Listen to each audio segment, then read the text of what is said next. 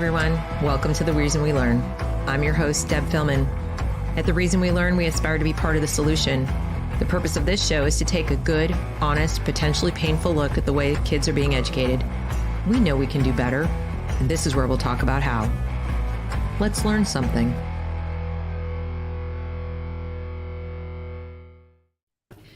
Hello, everyone. Welcome to The Reason We Learn. I am your host, Deb Philman, who forgot to put in her AirPods, and now we're going to have an echo, so you'll pardon me while I do that. In the meantime, let me introduce my guest, the wonderful, hopefully familiar to you by now because she's been on my show. How many times? 8, 9, 10 times have you been here? It's been a while. Like, I've been here in Virginia, and yeah, I think it's been about almost a year that we haven't worked together. So excited, but not excited to be back. But yeah, I'm excited that you're back. Hopefully the AirPod thing, is it picking up? Can you guys hear me? Come on, y'all. What's happening with this? Anybody know? All right. There we go. And there we go. So Anne, otherwise known as Virginia Warrior Mom, if you follow her on Twitter, is a true warrior. She researches better than anybody I've ever seen. This woman lives in a rabbit hole, pretty sure. And you just switch rabbit hole. You live in a rabbit warren, and you just keep ducking into different rabbit holes. I was listening to James Lindsay talk about the black hole thing today from his Only Subs, and I was like, I feel like I've been sucked into 8 wormholes, and I can't get out. So the other day, Anne got in touch with me, and I was already looking for what am I going to work on Dissident Dispatch this week because there are just too many choices. And she's like, I've got it. We need to talk, Deb, about psychiatry in America. We need to talk about the DSM-5. And I was a little surprised when she said that because, and by the way, I'm just jumping all around today. Please like and share this broadcast. It's live. We'd like to have more people come hear this information. We're so glad you're here, but let's get more than 4 people to hear this vitally important information about what's going on with psychiatry in America, the legal system, their kids, their schools. This is really, I can't think of anything more important right now than how the medical profession is being weaponized against us. So, let's get people listening. If you're watching on the replay, thank you. So anyway, I remember thinking, wait a minute, Anne, the DSM-5, didn't that change a while ago? And she's like, oh yeah. And it was a year ago, Deb. But it's relevant because why, Anne? Why is it relevant today? Because of what they've done to gender dysphoria. And most importantly, court case coming from it. Right. The court case is the new thing. It changed and we were all asleep. We were like, DSM-5 changed. We knew people were bandying about very strange ways of talking about this thing called gender dysphoria. And I think a lot of us parents are like, gender what? Kids are trans. There's okay. But it matters what people in the medical profession call things. It matters. And what they do, we pay attention to law. This is the problem, is that we've realized is that we pay attention to legislation and government.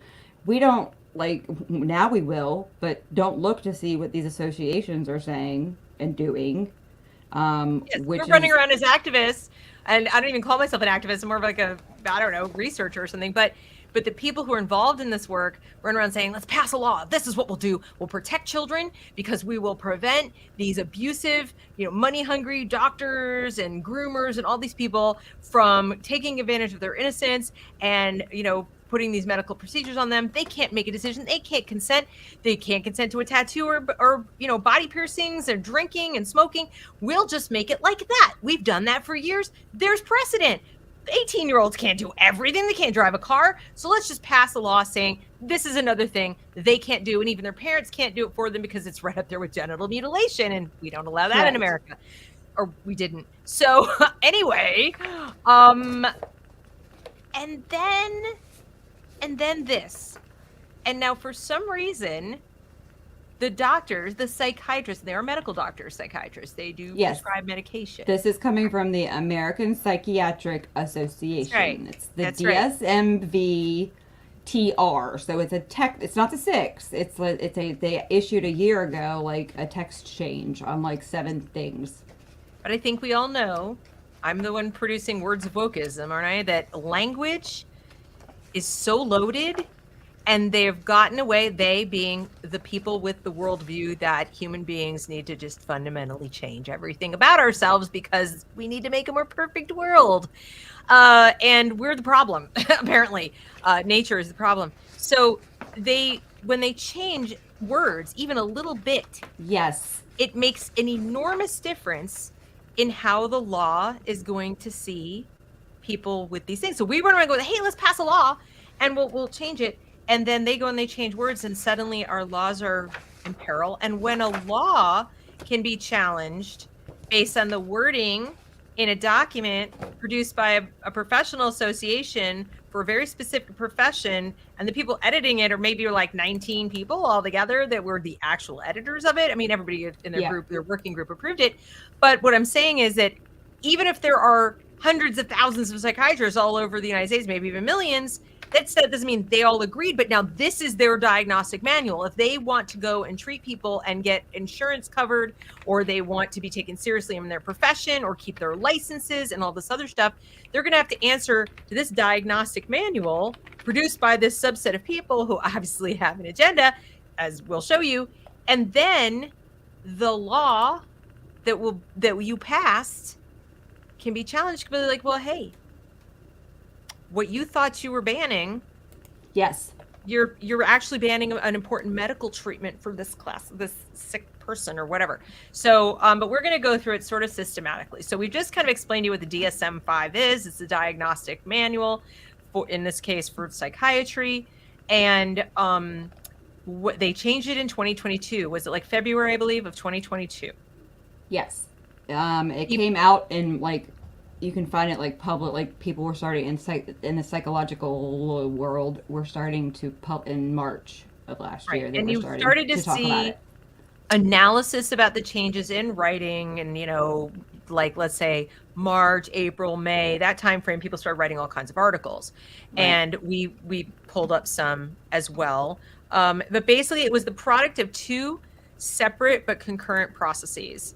There was an iterative revision process that allows for like the addition and deletion of disorders. And they did do that, but this isn't the show about that. We might have to have a second and third, fourth show about the disorders they added, because those are important too. And they changed the diagnostic criteria for the gender one. And they also changed the text.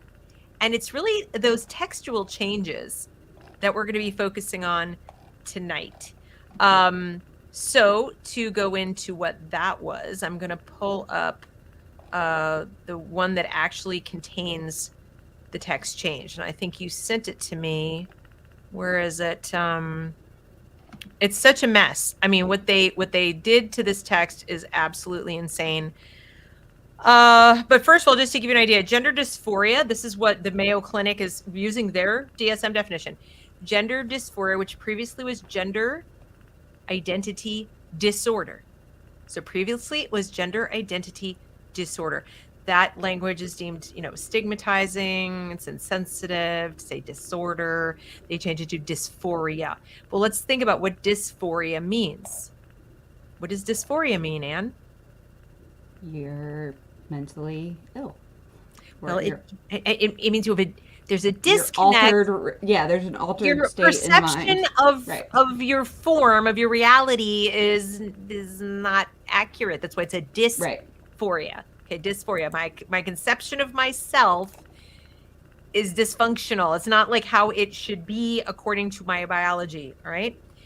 So, but they're saying it's a feeling of discomfort or distress that might occur in people whose gender identity differs from their, here we go, sex assigned at birth or sex-related physical characteristics. Physical characteristics. That's what they now call biology. Your sex-related, as opposed to reproductive organs, sex assigned as opposed to sex observed at birth. Sex assigned, like it just came from the doctor. They say transgender and gender diverse people might experience gender dysphoria at some point in their lives. However, some transgender and gender diverse people feel at ease with their bodies or without medical intervention. Now, the importance of the Mayo Clinic's interpretation here, they're referring to a transgender or gender diverse person as if that's a type of person, like a third kind of person. A third kind of person. Now, the DSM-5 itself doesn't even go that far, as I understand it. Here we go. So the terminology of gender dysphoria, and I'm going to just pull this up so you don't think like I'm making it up, because I'm actually reading from their own stuff, okay? So the terminology in the gender dysphoria specifiers has been updated in the Diagnostic and Statistical Manual of Mental Disorders. Mental disorders. Let's just let that hang in the air. Okay? This is a manual for mental disorders, not personality types or types of people. Like men is a male is a type of human and a female is a type of human. Even an intersex person, there are people with different kinds of chromosomal abnormalities. They're still not a separate kind of person, but they do exist. Right. But we still don't call them a separate kind of person. Right? They're not a protected class of person like a woman is or whatever. So, but they're called mental disorder. And then it says, the text of gender dysphoria was updated to use culturally sensitive language. Here's where the rubber meets the road. Desired gender was changed. Because what does desire imply? And what does desire imply? I want it. I want this gender. They changed it to experienced gender. Which everything people in education now is about, whether you're talking about the standards of learning, everything's about experience, how you experience life. Like even basic like education that you think are academic, everything's based on feelings and experience now. Everything. Not literally. I experienced everything. life as a billionaire, and the treatment for that is I need my Mercedes delivered to my door. Like now. Right. It's up. You are discriminating against me because my experience, not my desired experience, my experience. So that one word, desired to experienced, makes a huge difference. Then now we change cross-sex medical procedure, which does tell you very clearly we're changing you from this sex that you are. We're crossing it to change you to the sex that you're not. Cross-sex medical procedure was updated to gender affirming, which implies that you were always that thing based on your experience. So one has to wonder: is it a mental disorder or isn't it? Right. But either you're born in the wrong. Go ahead. Sorry. It's like even so the people that are that are actual like psychiatrists that I talk to about this is their job is not to affirm anyone. Is the what they drive home, much less children. And that's really what they're not being, that's not what's being heard, is that's not their job, is to affirm anything. That's like one of those words that when we talk about, and I talk about the theft of education, like the dialect, people are nodding their heads thinking, no, they've changed you have no idea what you're about. And I tell them all the time, every word, look it up before you start talking about it. Like. Exactly. And, we don't affirm other mental illnesses. When somebody has another kind of identity disorder and says, like what I just said, I think I'm the Queen of England, or I think I'm, I'm a dog, or whatever, we don't go, okay, sure you are, have a bone. I'm an anorexic. First of all, we don't call anorexic, just to be clear, we don't call people with eating disorders classes of people. They don't get special protections from the Civil Rights Department, Office of the Justice Department. We don't say like, oh, we can't discriminate against those people with eating disorders. I mean, you're not supposed to discriminate against people who are ill in general, but they're not a protected class of people, and they're not born that way. And wouldn't affirm their eating disorder. I experience life as a fat person. Well, you're emaciated and you look like you stepped foot out of a concentration camp, but okay, would you like some liposuction? We don't do that. What makes me so angry though is that and I go to every hearing, they pander to the ACLU, but these are children. Like, in that, is it, so you hate trans people? We're not talking about we're talking about children. Okay, let's go back to when reason was still around and more than just like 8 people acknowledged common sense still existed, is that they're not fully developed. Their brains are not fully developed. Their identities that you've now given them without their parents knowing most of the time. And so here, in this case, we're going to see is that so the world is going to now assume that that these parents who want this for their child, that must be all parents, that we have to do this, it's maddening because we've self-censored ourselves that where parents are even questioning their own like sanity about, is this good for me? Because we don't even know, we've been demoralized so much that parents don't even know how to fight back against it because they've lost their sense of reason too. But these are children. Like I tell people all the time, like, I don't care. You can come up in front of a school board meeting. Pride Liberation can bring your whole van full. They can go up and yell at the school board that their friend's going to kill themselves, which is a classic tactic. The suicide, they do it to parents here. Would you rather have a live boy or a dead girl? Like, how awful is that to do to parents? But is that, I'm like, okay, you just brought a whole van full of 13 and 14-year-olds. Like, they're children. Like, when is that? And I'm always the mean one that keeps, those are children that just came up here. Okay, these are children. Like, right. So, yeah, you're the mean one for pointing out that they're children. Then they turn around and say, you're hating on children. Like, I'm not the one that dragged a bunch of children to use as human shields for my perversions, but, who's quibbling. Let's continue with this rationale. Okay, so they go on the cross. So then they say, was updated gender-affirming medical to cross-sex hormone treatment to gender-affirming hormone treatment. Again, with the presumption that this minor child who has only ever been what they are. They were born with male sex characteristics or female sex, parts or whatever. They cannot, that would be like saying my 5-year-old identifies as an adult. My 5-year-old identifies as an adult. They've never been an adult. They haven't fully developed to have any of the things that an adult would have, like a prefrontal cortex or whatever. But you say, like, okay, we're going to affirm that you're an adult. A male doesn't know what it is to experience being a female of any age. And yet you can't affirm that which never was and never could be. That is a linguistic nonsensicality, if that's even a word. You can't do that. And this is what I'll keep bringing this garbage up because people are just going with the flow and going affirming and this. I'm like, listen to yourself. You sound like a lunatic. I'm not the one who sounds like a lunatic. You're affirming something that cannot be. Right. It cannot be. So stop using language there, but it's intentional. They use affirm because then you cannot. It is harder for lay people, parents, lawyers, lawmakers to get around them simply declaring the upside down is right side up. We said so very confidently, and we have medical degrees. Therefore, it's true. Okay. That's what America needs to get over too. Is when I think our last show last year, the final one, we went through that group of the huge group of associations that are federal lobbying groups for more federal funding.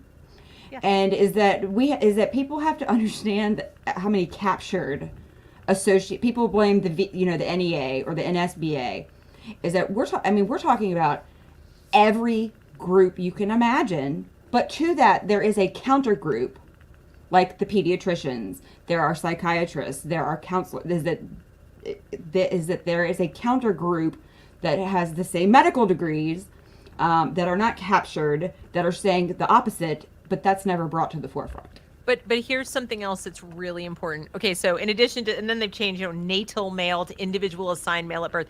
They were erasing biological sex before our very eyes, and making biological sex something that is in the eye of the not just, it's not actually in the eye of the beholder anymore. It's like you assigned it, and that almost presumes you're wrong. Assigned. We have people in office that say it's evil. Observed.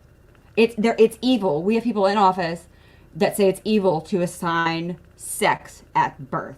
Yeah. Like, I say sex because I tell people all the time, nope, don't say gender. But look at this sleight of hand. Moreover, differences in sex development, which we know exist, right? Some girls develop at 9. Yep. And some girls don't develop their breasts till 15. And some get their period at 9, and some don't get their period till 17. I mean, like there are extremes, but there's a range. They're now calling differences in sex development disorders of sex development. So they've made the normal abnormal, and they've made the abnormal normal. A person going, but I really feel like I'm a girl trapped in a boy's body, and they're saying that that's just an experience that they have. So I'll go back to what I said at the beginning. This sounds like what they're trying to do is diagnose the rest of us. And why are they saying that this individual has a mental disorder? What's the mental disorder? Well, it isn't a disorder. Pretty soon they're going to change gender dysphoria from any kind of a disorder at all, from being in the DSM to being a sign of victimization. They're just going to bundle it under PTSD. They're going to claim it's the result of the abuse of the assigning doctor who assigned their sex, the parent who so far raised as the assigned sex, and what they're now suffering is acute trauma at the hands of their abusers because they were misassigned the thing, and so their mental disorder now is acute distress, not gender dysphoria. That's where they're going. Yeah. That's where they're going. Now, I mean, you can say I don't know that for sure, but I see the evolution when you change the language from desired to experienced. I'm looking for the mental illness then. Where's the illness, psychiatrist? Well, that's how I got here, was questioning, like, they keep telling us that we have a mental health crisis, and then my brain was like, why are we accepting the language or them just telling us? And so then I started looking at, researching. So non-conformity, conformity, collective used to be a bad thing for forcing a child to be a part of a collective. It's now, and that's a different show, it's now normal has become abnormal. Like if you are like me and if you are a non-conformist, that is a mental illness, and that's another show. And that's when we've talked about they're pathologizing all children, and it is that normal is now abnormal. Like they've reversed everything. It's right here. It says gender dysphoria is the feeling of discomfort or distress that might occur in people whose gender identity differs from their sex assigned at birth or sex-related physical characteristics. So the disorder isn't that they believe that they are the other sex. Right. The disorder now, the dysphoria, is the discomfort. Just what I said. Eventually, they will remove it as a separate thing. Yes. Because it's a discomfort. Absolutely. It's a discomfort. I'm not comfortable being what I am is your fault. And the treatment is to correct what you wrongly turned out to be to match what your brain is. So your brain is correct and your body is wrong. Right. That's what they're saying. Is the brain is walking around sane, the body's screwed up, and as a consequence, this brain is uncomfortable. And it's only a hop, skip, and a jump from there to saying that those of us who are mentally suffering anguish at listening to all this and watching this have a mental disorder. It's coming. It's coming. Anyway, so that's what they've got there. Then they've got all these articles that, giving gender-affirming care, gender-affirming diagnosis should not be required. They don't even want to have to get the diagnosis to give the treatment. No. As people around the world, that's what it's come to, is that so the states that don't have these laws that ban the things, we're under, like, it's almost one of those like catch-22s where in banning it, once you codify something that should just naturally be medical ethics, we have this problem where the children just say, that's where in Virginia is that, so somebody asked in the chat, this is a Tennessee case we're talking about. I'm in Virginia. So they say they feel like this. They've removed parents from the equation, and no, our governor has not fixed anything. Just let people know. And so they just say they feel like this, and they just go along with it. And parents are not a part of the equation. And we have, not my kids, but millions of kids that are just. And the numbers, but the numbers that they have in this court case, they talk about there's 30, they even said like 5,000 in Tennessee, 13 to 17 years old. And I was like, Yep. oh, you must not have passed a law before this, like we did. And the last year and a half, it's like 360 times what it started as. And people, I'm like, it's not in the water, people. Like, No, it's the cool thing to do now, or it's like the new right. emo. So or suddenly all the humans are born in the wrong body, like, 4,000% increase in the number of babies born in the wrong body. And what about those generations and generations of people who didn't suffer acute distress because their experience of life was not, it doesn't make sense. Look, either, they can't, but they do. The woke always want things both ways. They don't care if it makes sense. Anyway, so here you have like a CEO of a gender affirming clinic who doesn't want the dysphoria diagnosis to even have to happen before they give care. And just stroll on in and just say, I just want a different body to match, whatever, and it should be great, right? So what's going on now is that there is a court case. I'm just going to quickly show you the case and then show you a video that Anne found that explains it, and then we'll talk about that. But this is the court case in the United States District Court for the Middle District of Tennessee, Nashville Division. And this comes on the heels of the Tennessee law. Tennessee passed a law. SB1 something. Yeah, it's I think it's SB1.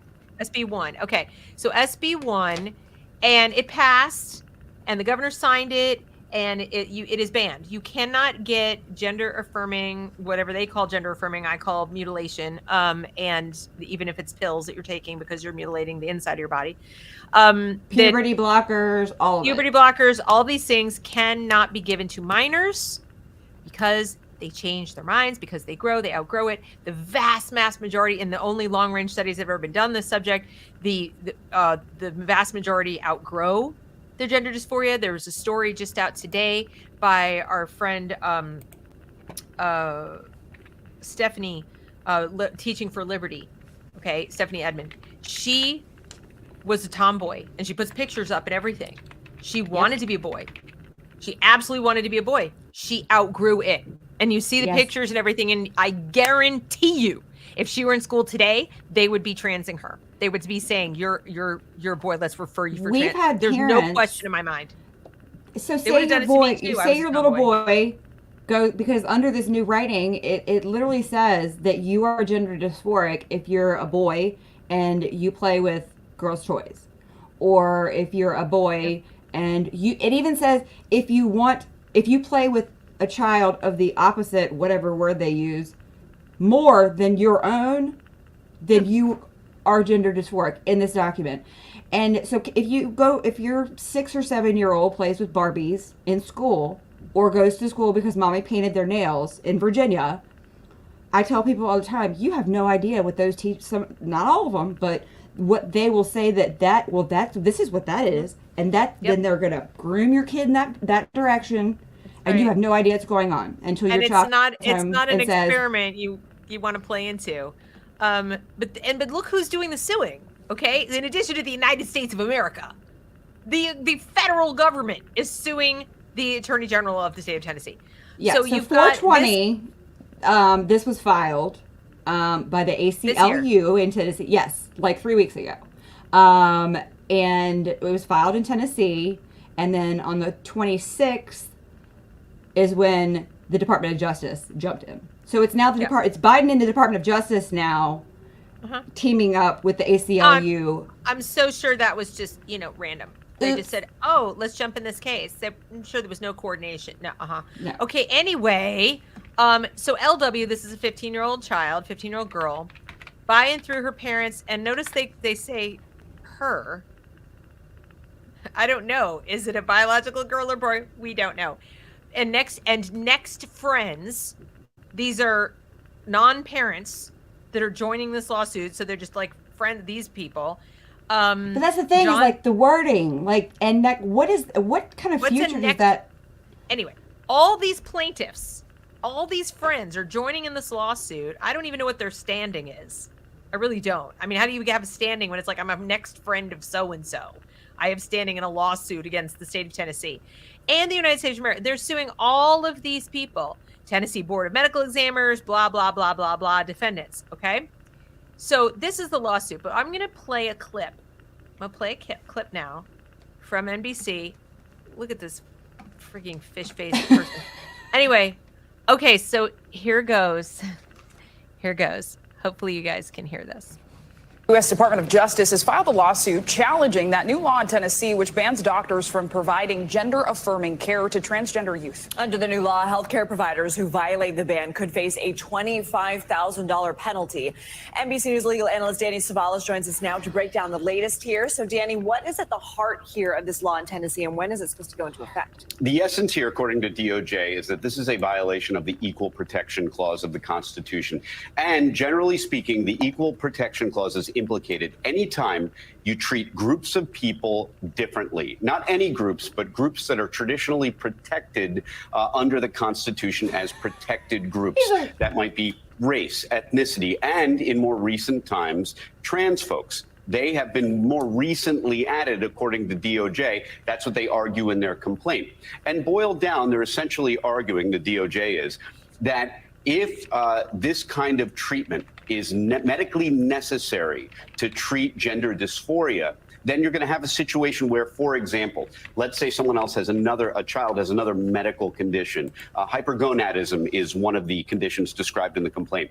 Well, you might prescribe things like testosterone or other hormones for that child. So if that child can get it and it's medically necessary for that condition, then children also should be able to get it for gender-affirming care. So, Danny, with all that said, what is the DOJ strategy for blocking this law from going into effect? Exactly that. Make the argument that it is an equal protection violation. That's the strongest case to make because constitutionally speaking, if you treat protected classes differently as groups, that implicates the Equal Protection Clause. The Due Process Clause is more about when your fundamental rights are implicated, but we were taught in law school to issue spot, look for any situation where the state is taking a group of people and treating them differently than another group. If that is a group that is a protected class, you may have an equal protection violation.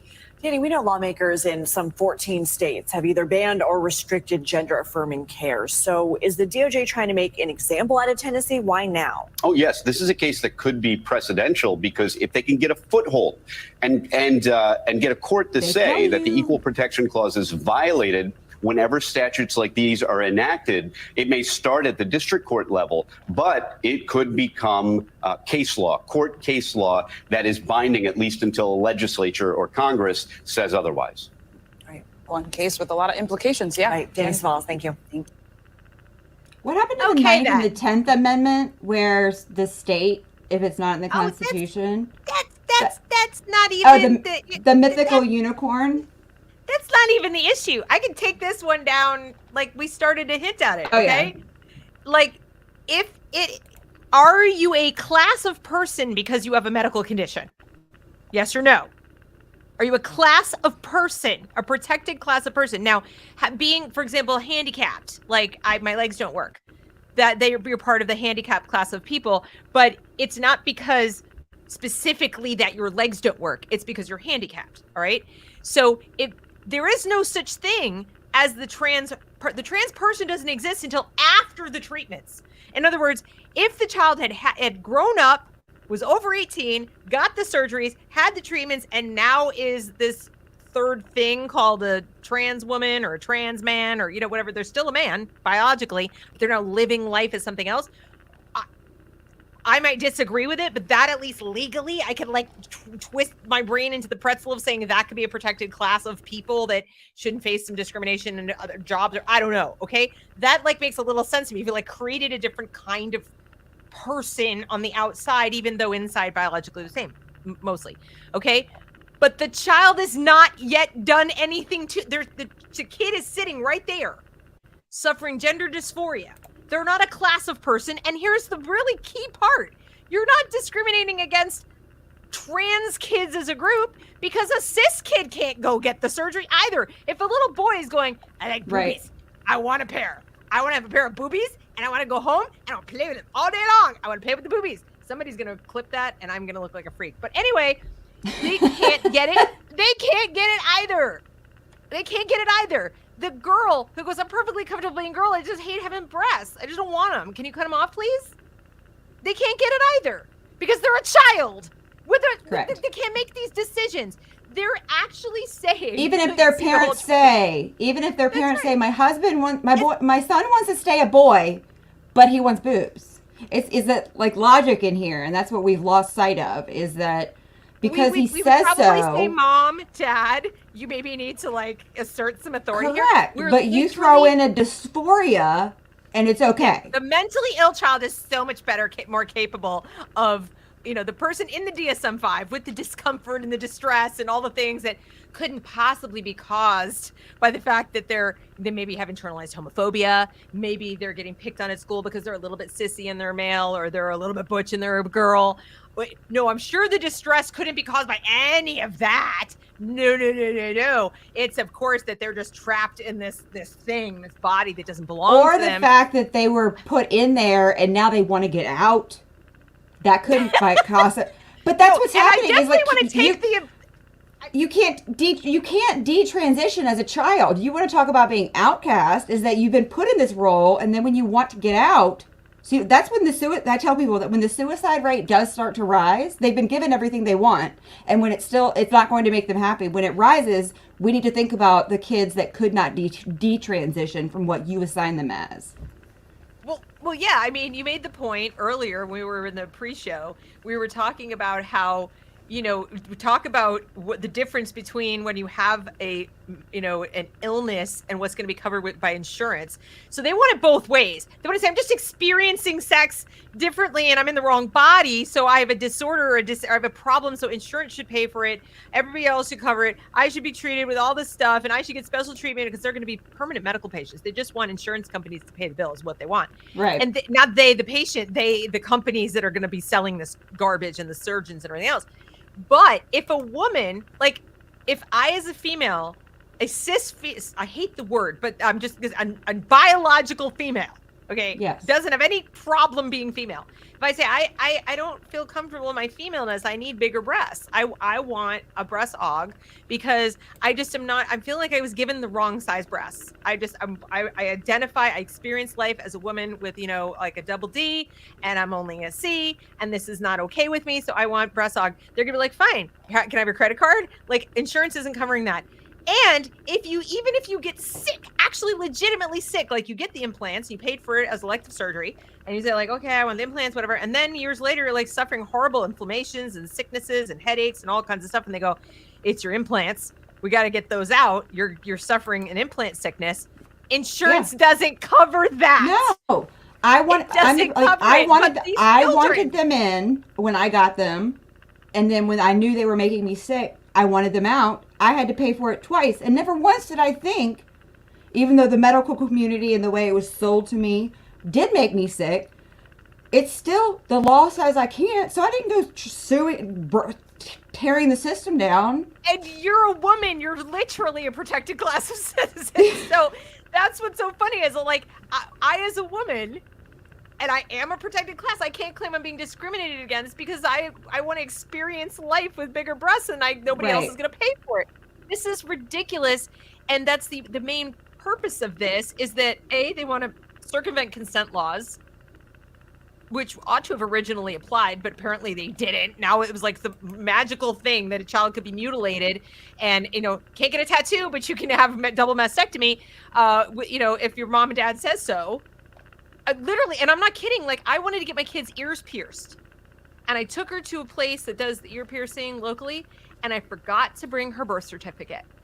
Now, I'm obviously over 18, and then they said, well, does she have photo ID? I'm like, well, she's 11, so no. This was back when she was 11 years old.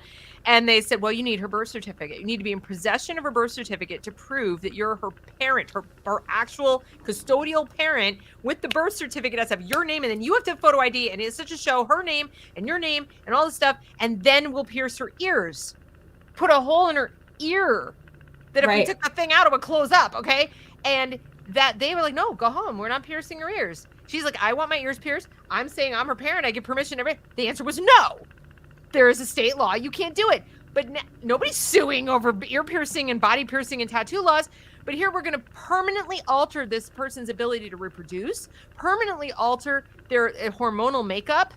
They're going to be sterilized. Their bones will be weaker. They're going to have like high risk of cancer, like very, very high risk of cancer. Well, show that clip where they say, are you going to show the one where they say that puberty blockers are completely safe? Like, well, it wasn't a clip. It was like here we go. It's a screenshot of an image. Yeah, I just screened them out. You had highlighted something. I don't know. I'm trying to find it where you sent me. See if you can find it, because it was like puberty blockers are perfectly safe. Oh, and I'm going. Yeah, I could 8 Danish studies. Like Denmark, of anybody, like has done the most extensive research. So it's like we no longer can trust, and this goes to education too. If you want to understand education, go to the UK, because Tony Blair did it first. But yeah. These medications are proven safe and are commonly used and effective. To treat adolescents. Safe and effective. Well, let's see. Is that true? Let's take a look. Let's ask Dr. Julia. This is GenSpect. I highly recommend that anybody interested in this topic can go check out GenSpect. GenSpect said in 2022, and even, by the way, even over in England, they used to do this stuff all the time. Like, yeah, this is not good. And they stopped doing it. But this person's asking, my pediatrician sent us to a pediatric endocrinologist and said a child was unhappy with their gender. They said puberty blockers are a pause button, whatever. So here's what Dr. Julia says. Puberty blockers are much more than a harmless pause. Gonadotropin release hormone, GnRH agonists, act on the brain to stop the release of gonadotropins, which normally stimulate the gonads to produce testosterone, estrogen, and progesterone. These sex hormones act on the body and brain in myriad and complicated ways. GnRH agonists were originally developed to treat hormone-sensitive prostate cancer and have been used for chemical castration of male sex offenders. I'm going to just let that hang in the air for a moment. They are used on women with endometriosis, but not for longer than 6 months due to significant side effects on grown women who have endometriosis. They tried to put me on it because I was having issues, and I was like, nope, like I'll do something else. Exactly. A second 6-month-long treatment can be tried if the patient is supplemented with estrogen, whatever. Anyway, then she puts in 99% of 12-year-olds are unlikely to stick with any decision. They change their mind. Case in point, my charming daughter on the other side of that door. BTS fanatic, K-pop fanatic, okay? Posters all over the wall. Had to have every album known to man, stickers, tumblers, you name it. BTS, everything was BTS and some other bands, I don't remember the name of them. And it was just literally, it wasn't an inch on the walls not covered with posters. And then abruptly, this went on for about 18 months, 2 years tops. I go in, posters are gone. Everything's gone. I'm like, what's going on? Yeah. I'm over it. I'm just not into it anymore. I didn't say a word. I was just like, I was even like just starting to get used to it. And I was like, yeah, no. And not just, I'm not doing it anymore, but like, if you mention it, she goes, oh, stop. That was a moment. I just like, don't want to talk about it anymore. And you might say, okay, well, that was bands. That's not your body. Exactly. It's the brain. But like, but it's your brain changing its opinion because you're a child. Like, yes. Our history standards of learning they're teaching cause and effect to 5-year-olds. Like, and I was up at the Board of Education, like, you guys do know what the age of reason is, right? Like, no, but they don't. But that's the thing is that, like, I remember that from Psych 101 in 99. It's not, at least until 7 years old, you can't teach cause and effect to 5-year-olds. But it's the things like this that you have to, like, continuously be like, no, because if not, like he said, this is going to be the precedent setter. Like, is it the time to stand up? Like, yeah. And whether you're comfortable with it or not, because it's coming for you if it's not already on you like it is here. Like, it's coming for you. I mean, listen to the things that this does. They've been used on very young children with central precocious puberty. Current recommendations are to use these drugs only for girls under 6 or boys under 9. So in other words, if a girl is experiencing puberty under 6 years old, that is very obviously precocious puberty. That would be really a problem. You don't want to do it. So that's where they would do it. And we're talking about something so excruciatingly rare. You know, this is not happening 4,000% more than it used to. All the soy in the world didn't cause that. And then as far as and then it says, or boys under 9, in a situation where, for example, you hold off puberty from 6 to 8 in a girl, puberty usually appears to resume and then proceed in a normal manner when the puberty blockers are removed, with recovery of loss of bone density. And I learned about this when I was studying eating disorders. You have a window of opportunity for bone density development. Correct. Yeah. And if you miss that opportunity, if you're starving yourself, or if going on puberty blockers, anything like that, you can only regain, but it begins at puberty. Like, so the bone density that you're going to have for your adult bones begins about at puberty. And so if you are starving yourself or whatever, you can only get back that which you had. Right. You can't ever get what you can't get what you were didn't deprived get in of. the first Right. place. So if you start puberty blockers at the onset of puberty, or roughly thereabouts, and you stay on them, and then you transition to cross-sex hormones, for example, like you're like, okay, now I'm going to go to cross-sex hormones, and whatever bone density you had when you started those puberty blockers is all you're going to ever have. You were talking about an adult individual who's going to probably have osteoporosis by the time they're 20. I mean, like, they're not going to be an 80-year-old probably at all, but they're definitely not going to be an 80-year-old with, just now weakening bones. They'll barely be able to stand up. And Yes. the truth of the matter is, we don't really have, even on the trans adults who started this stuff, they didn't take puberty blockers, first of all. So if they grew up and they were adults and they then went and started taking hormones and they then went and got their surgeries, their bone density is fine. They didn't, because they had dense bones before they started. They're still going to possibly suffer the effects of estrogen if you're a man and you are taking lots of estrogen. That you're going to suffer. And you decide you want to have kids again? Like, did your sperm ever? Like, No, did they die? They're like, gone. They're gone. But, and then, as I've been talking, like, rights and responsibilities, I talk about all the time, is that who is then responsible if when the children, 10 years, 20 years, can't have children, and whether it was their parents who failed them, they're dead. If they're dead, like, who is then responsible? It won't be any of the doctors, because the DSM-5 gives them all the cover they need. So now that it says what it says, and the gender is experienced, not observed. Sex is experienced, not observed. And this discomfort is what you're treating with surgery. The discomfort is what you're treating with hormones. Any side effects, any cancers, any problems, any reverse, like I changed my mind and now I can't, they have zero recourse. Yep. Zero. And they can't fall back on, well, I was a child and I didn't know, because they've literally said the child does know. The child is trans. Not the child believes they're trans. The child is.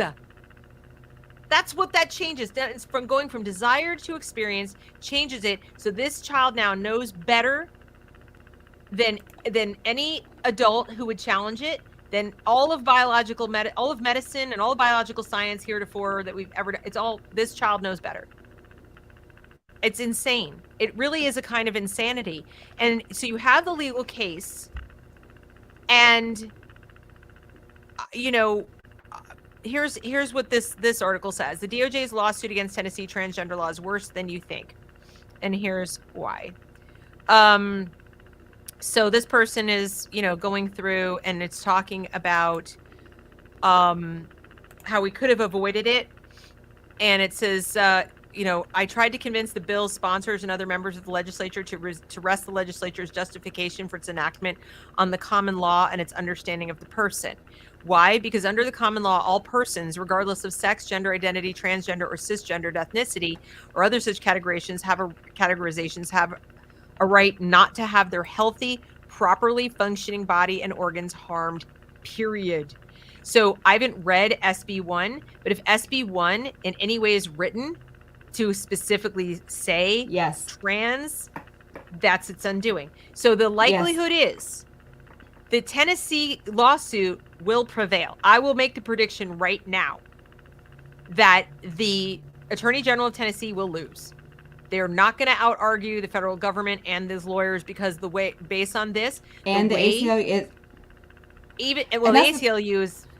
Well, that's what I'm saying. But reading legislation, like, we'll revisit it, because what I just saw with we have assaulted, and because of the way a good bill was then submitted to the Senate Sub-Ed Committee and then became an abominable bill that Republicans adopted, allowing teachers to abuse children, but it was introduced to originally protect them. And so my guess would be is if I went back and read this bill, is that it had the correct, and then anything that comes out is that these substitutions and additions, politicians have got to get over accepting their legislation just to get it to pass. When it comes out of a committee and it makes it worse, first of all. I would have to go back. I've never read the bill itself, but that's what it's speaking that language is. But that's what happens is that, oh, well, it's going to pass if I add this. Okay. But yeah, the language of it is. I mean, it's a mess. It's an absolute mess. And so, this person said that the amendment would have cut through any attempt to redefine the person in the law as other than human being. Moreover, in this last year, the majority of the justices of the United States Supreme Court has emphasized that common law is the interpretive grid for the provisions of the Constitution. Use of common law would have cut through the department's attempt to redefine the word person in the 14th Amendment contrary to common law. Sadly, but not surprisingly, that effort failed overwhelmingly. Now, if the Attorney General tries to argue that legislature was simply codifying the common law's protection of persons from bodily harm, which he should do, I suspect he will have the vote of the legislature rejecting that idea thrown in his face. In fact, in other words, the legislature rejected that idea. That's what they wanted to do, and they rejected it. He says, and this says, in fact, as I previously commented, the amendment's lead opponent, a Republican lawyer, argued on the House floor that common law doesn't exist. Thank you, Republicans. You can always count on Republicans, can't you? It's like snatch defeat from the jaws of victory, always, every freaking time. And use of it could even make this bill unconstitutional. Please, I can't. How does the department's complaint transform the cosmos? The department's proposed transformation of the cosmos follows a familiar pattern. Just as homosexuality became easily accepted when that negative connotation word morphed into sexual orientation, which everyone was said to have. Paragraph 19 of the complaint asserts that every person has a gender identity. If you can see where this is headed, if you can't see where this is headed, I'll continue. Now that every person, the term used in the 14th Amendment, is to be understood in terms of gender categories, which the complaint makes clear is different from biological sex, the concept of gender categories needs refining. It follows in these paragraphs. Transgender people are people whose gender identity does not align with the sex they were assigned at birth. And we're taking the word of children for that. Like I said, what if the person grew up, so they will live for 18 plus years, and I'd like it to go to 26, but it's not up to me. Country says 18. But if you make it to 18 years old and you're still saying, my body doesn't align with what I feel like I am inside, and I want to change it, and I'm going to take drugs, and I know the risks, and I personally am responsible, and I'm going to sign in the dotted line because I'm an adult. My parents aren't responsible. The doctors aren't responsible. Same person can go get all the body things they want. Then I can maybe stretch my brain to say now they're a trans person. If I have to, if you force me at gunpoint. If they didn't have not any when they're intervention, 8 or 10 or 15. If they did not have any adult intervention encouraging it, and they were allowed to, that's the whole thing. Is that so now they're saying that letting it evolve on its own, which has been what all of history up until now, is that we all had friends that were tomboys, and by puberty, and they're saying almost 99%. Dr. Laura Liepers with WPATH has said it, is that, and so it's not. Do you have a fan on? Me? Yeah. No. Do I sound funny? There's like a rattling noise. Somebody commented on it. Who has a fan on? There's a rattling noise somewhere. It's not here. I don't have a fan on. I hear it like. That's really weird. Okay, you don't have a fan. Let me turn maybe it's my AirPods. Let me turn them off. Hold on.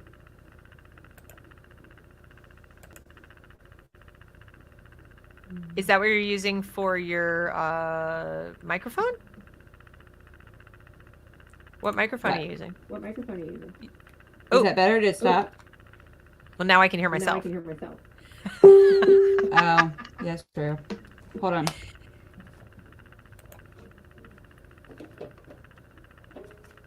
don't know. Something's rattling. We'll use the AirPods because otherwise we hear me in stereo, and that's terrible. That's right. Okay. Squirrel's like, okay, as you were. I didn't mean to throw things off. Okay. It's probably me. Hang on. Oh, I'm gonna mute you. I'm gonna mute. Okay. There. I'm better. Okay. I feel like it's happened before, and I don't know what it is. Okay. Well, let's just leave it, and we'll just keep going. Okay. So anyway, so they're saying, you know, this American Psychiatric Association recognizes that not all transgender persons have gender dysphoria. Oop, where'd she go? Now she went away altogether. But the thing went away, didn't it? Well, she'll be back. Where'd you go? I was trying to fix it and I made it worse, so I'm just gonna stop. Okay. So anyway, they look how many different ways they want it. Not all transgender people have gender dysphoria. So then how do they know they're trans? If the way we know that someone is trans is that they have gender dysphoria, but no, they don't. Yes, they do. So they don't all have it, but then is their surgery covered? As what? As a medical treatment? For what? What illness? They don't have an illness. I'm so confused. But then also bring in what they said. They're admitting their protected classes, which they deny here because the bullying. Remember the bullying? The definition of bullying that the CDC did in 2016 or 20. For it to be bullying, there has to be a power imbalance. Check your state code. Virginia has it. So, or a perceived power imbalance. So, and then that brings into because I brought that up before, and they've told me that do you want to be, okay, are you a protected class? Because that would be the power imbalance. Or are you not? Because it goes back, it's only like convenient when they want it to be. But when I tell them you can't say that a trans person just exists. Okay, like they're like a woman and a man and a trans person. Like there's this third kind of person called trans, and that a toddler can know that they're trans. Okay, that's what they're basically trying to say. And that gender dysphoria is just the, you know, discomfort the trans person feels, or just the person feels. Like, which is it? Notice the DSM-5 doesn't say. They're just saying it's the discomfort the person feels when their body doesn't align with the gender they experience at this young age, that they're like brand new on planet Earth. And this is, I've had, 5, 6, 7, 8 years of experiencing gender. I know it all. I know it all. I'm the other one. Okay. Well, but then they say that not all trans people do experience the dysphoria. Then, okay, they just want to have the other body?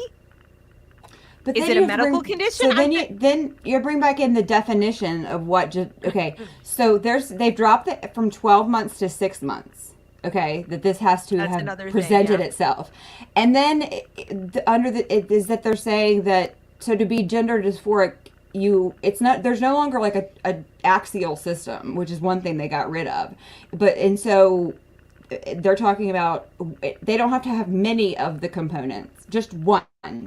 So, like in the example of what the definition would be is if they play with more of the opposite gender than themselves, that alone could be gender dysphoria. Yeah, this is. I want to look at this article that you found. This from Stephanie Magister. Oh yeah. Okay, what the 2022 changes in the DSM-5 mean if you're trans. That's one small step for gender variance, one giant leap for humankind. Okie dokie. So this is what we're going to see what this person who is trans likes and doesn't like about it. Gender affirming care is officially non-binary. So now what they're saying is that they're delighted. This person's delighted to share with you just how helpful these tiny changes will be for trans, queer, and all gender non-conforming people. In case your own doctor, therapist, family is unaware of these changes, you will now have a powerful tool to tell them to shut the. Wow, these people they're so loving. They're so understanding of the rest of us who live in reality. They just want to tell us to STFU, but they'd like us to pay for their medical treatments. Science is on your side with this one. No, I'm sorry. It's not. So here it says it's a book, blah, blah. It did a lot of damage. It offered people transgender experiences, the diagnosis of gender identity disorder. It doesn't take a PhD to speculate on the complications that come from treating a complicated facet of each patient's identity as its own kind of pathology or disorder. So get it out of the book altogether. Mm-hmm. Why don't y'all get it out of the book altogether? And then guess what? When it's out of the book altogether, it's no longer a medical condition. It's a choice. Good luck getting this like officially designated because of all this complicated facet of each person's identity. Something that can be protected as a protected class under the law that entitles you to insurance coverage for medication and surgery. I'd love to see that. But anyway, then it Go says... back up to what WTF is and read that. Because I have the counter to that right here. Is the book that the American Psychiatric Association publishes for medical professionals to point at and go, yes, this explains what you're experiencing and how to improve your quality of life. Okay. Really? And that's what we would tell the person who has bipolar disorder? That's what we tell the person with schizophrenia? That's what we tell the person, and those are just mental disorders. What about the neurodivergent? Autism spectrum disorder? They changed that too. It's a whole other show. Now but pull anyway, mine up. Can you we can't co-share screen, can we?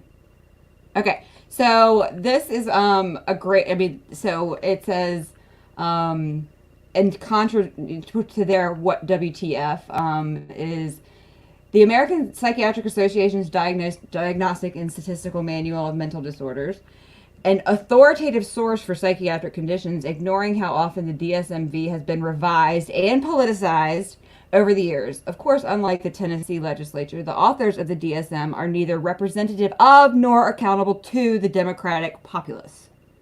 And I have read numerous. There have been, since the DSM-5, not the TR, came out, there have been legit mental health organizations, groups that have pulled out.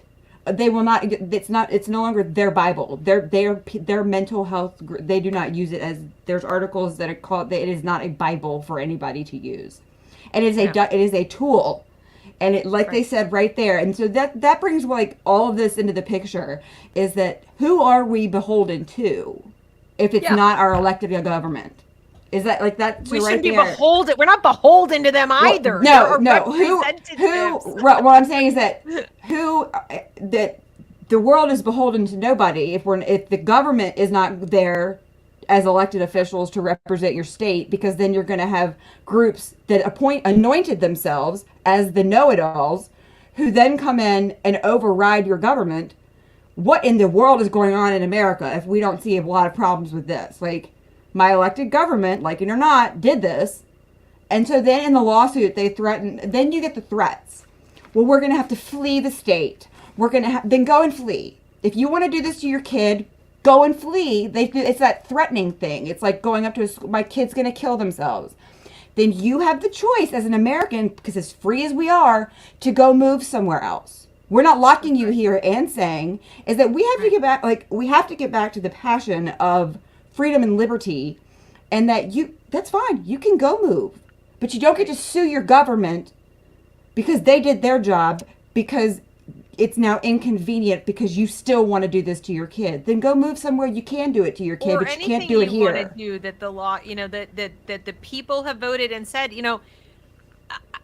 I want my money back from the taxes that go to public schools because I don't use them. I don't want school choice. I want my money back. I want it back. It's not being used. I don't want it paying for the brainwashing and dumbing down of America. I want my money back. I don't get the people of the state of North Carolina, et cetera, long time ago decided to put in their constitution that I have to be taxed to pay for this. And every person that became before me and after, from now until forever, have to provide public education. And I have to just suck it up and deal with that which people have voted on. I can sue till the cows come home and say that I'm being robbed and I'm being discriminated against because my personal needs are not served by the school. This is what parents of special needs kids face all the time. They're like, this school isn't meeting my needs. And I'm like, yeah, and that sucks. But here's an idea. Rather than suing them to get you more money, how about joining together with thousands and thousands of other people and suing them to get rid of, to change or not suing them, but change the damn constitution to not take your money in the first damn place. And then you wouldn't have to go and be begging for crumbs. But no, this is what it is. And, you know, this person wants it both ways. Like we were talking about, you know, what the person's complaining like, oh, and it made a stigma, blah, blah, blah. But, but how it did to help. Oh, well, the APA, diagnostic terms facilitate clinical care and access to insurance coverage. And then they're saying, but it's a stigma, blah, blah, blah, you know, but please explain. Which one do you want? Because to get insurance coverage, you have to have a code. So yes. you can't have you can't, what's next? You're going to get it, we're going to pay for it, but there's nothing wrong with you? Like, you're in Chesterfield County, right? Uh-huh.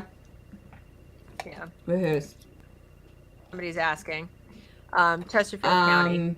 Chesterfield, the dumpster fire that 63,000 kids. So yeah, Fairfax, Loudoun. I work up there with but is that we are. Let's see. And bullying must require. Let's see, Deb, do we have, I can pull it up right here. The CDC, the Code of Virginia, I don't have on me, but I can pull up and the CDC made a uniform definition. Yes, Chesterfield, I'm outside of Richmond.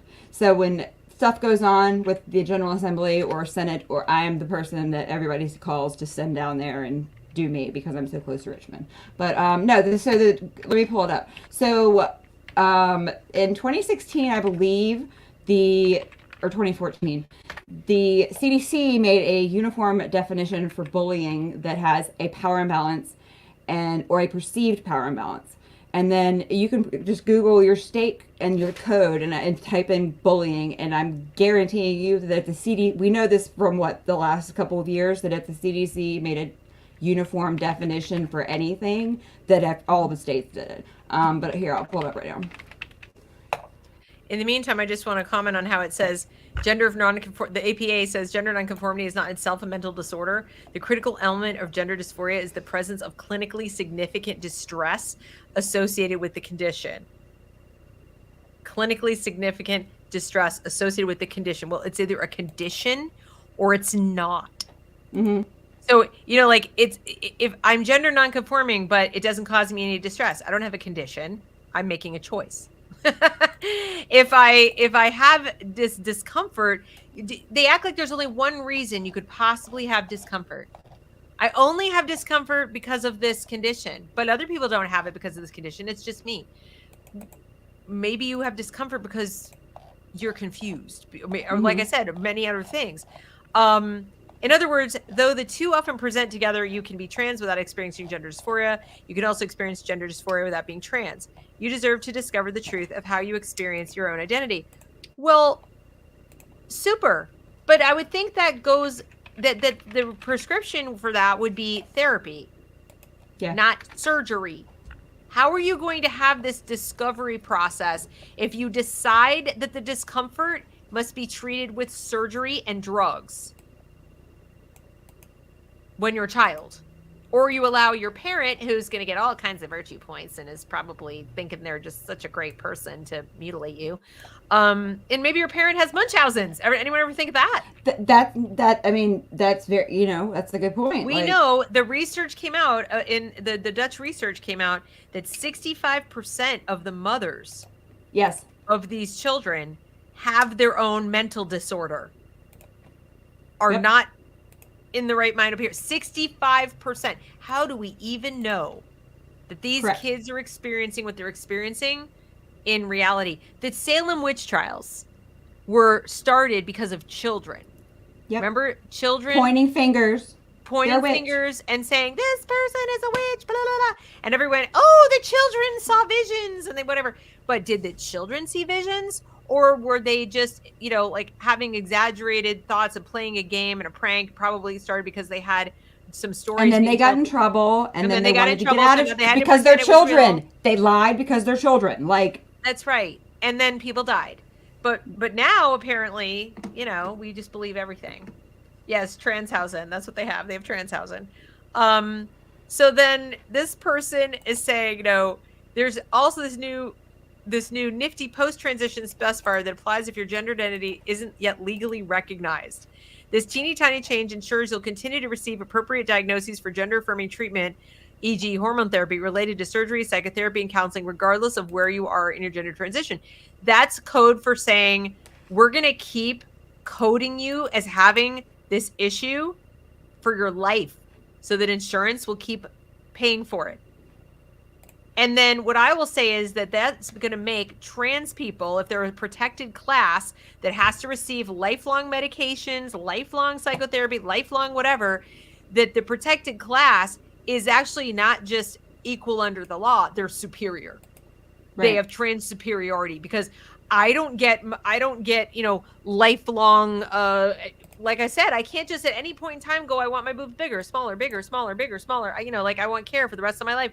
Somebody paid for my therapy because I'm just generally distressed with the you know, I don't like the WHO and the WEF, and it's causing me stress and I can't sleep. And I think that somebody else should pay for my therapy because I'm a protected class of person known as conspiracy theorist or whatever they want to call me. No, you don't get to do that. We don't make up a protected class of person to go with every time we need lifelong medication or surgery or treatment. Well, it's like the same And thing when I tell people that trans rights are not human rights, and they're like, "Oh, you transphobe, you're so hateful," and I'm like, "No, I'm not. Human rights are human rights." Like, are they saying they're not human?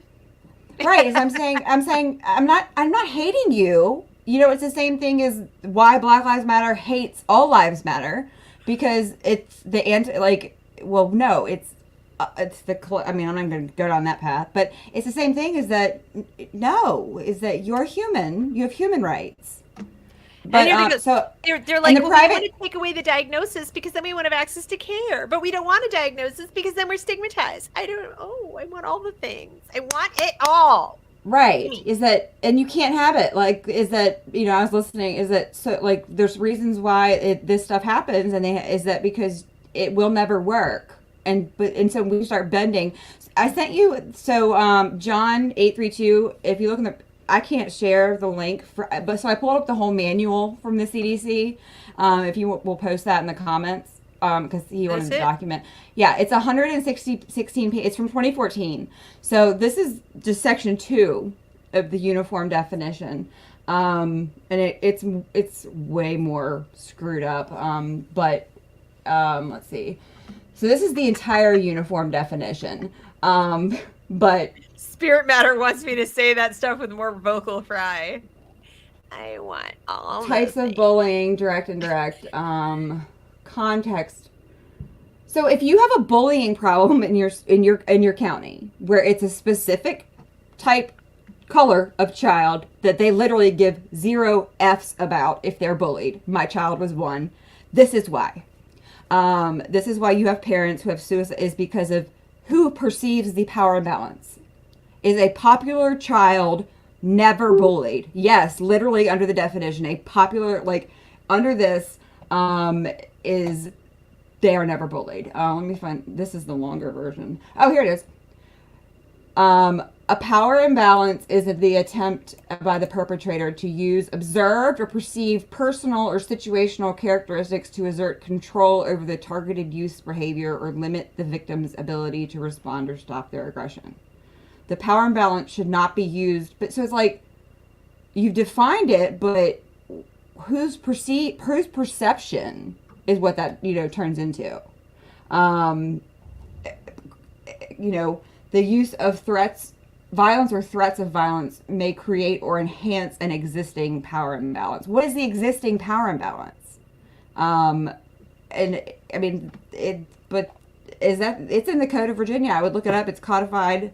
Now they're not even that more extensive. So this is just their uniform. I mean, it's absurd at this point for people to say that they're bullied. You know, in most schools, the most protected person is the person claiming to be trans. They have superiority over everybody. It doesn't matter. I don't care. You could be the most popular person in school, and if the trans person says they were mean to me, that's the end of you. It is. It literally is. Is that if one of these protected classes under the, because we know that bullying, because how can all mean all, and safe schools mean safe schools if it's safe for everyone but, say, a white female girl who believes she's a girl who has boys in the bathroom like we do. How many assaults has to happen before we say safe schools is not about safe schools? Okay, let's just get real about that. No. It is that we have to start pushing back like that and not being afraid. I'm not a transphobe. Go be an adult. Okay, is that's where we have to go. Is that it is the safe schools? They're not safe. Okay, let's just. And then you have to figure out why. Why are they using that word? Because the words mean stuff. Is that then you'll find the answers of what's safe schools. So every time you hear it, you know what they're actually saying. Protected class. Because all can't mean all. No. Let's show, isn't it funny, equity? Let's show them the states, the naive states that think they're going to stop this. Okay? I don't mean to laugh. It's not funny. But here we have they call it anti-trans. I call it child protection. That's what I call it. Child protection legislation. They literally so I have all four. By the way, this is a lie. This straight up is a lie. If you are an adult in any of these states, literally any of these states, the legislation isn't talking about you. These bills are for children. So when they talk about anti-trans, they're trying to make children carry the burden of adults.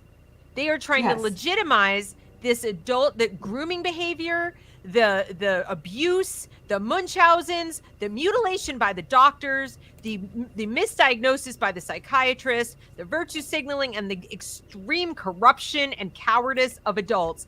And they are hiding behind these bills made to protect children. Yes. And in this lawsuit, I'll pull up the image. I clipped it out for you. But there's literally this lawsuit is where they literally say that the Republicans, under the guise of protecting children, created this legislation. And I mean, it's disgusting. Under the guise? It's literally. It literally says children. Under 18, minor children.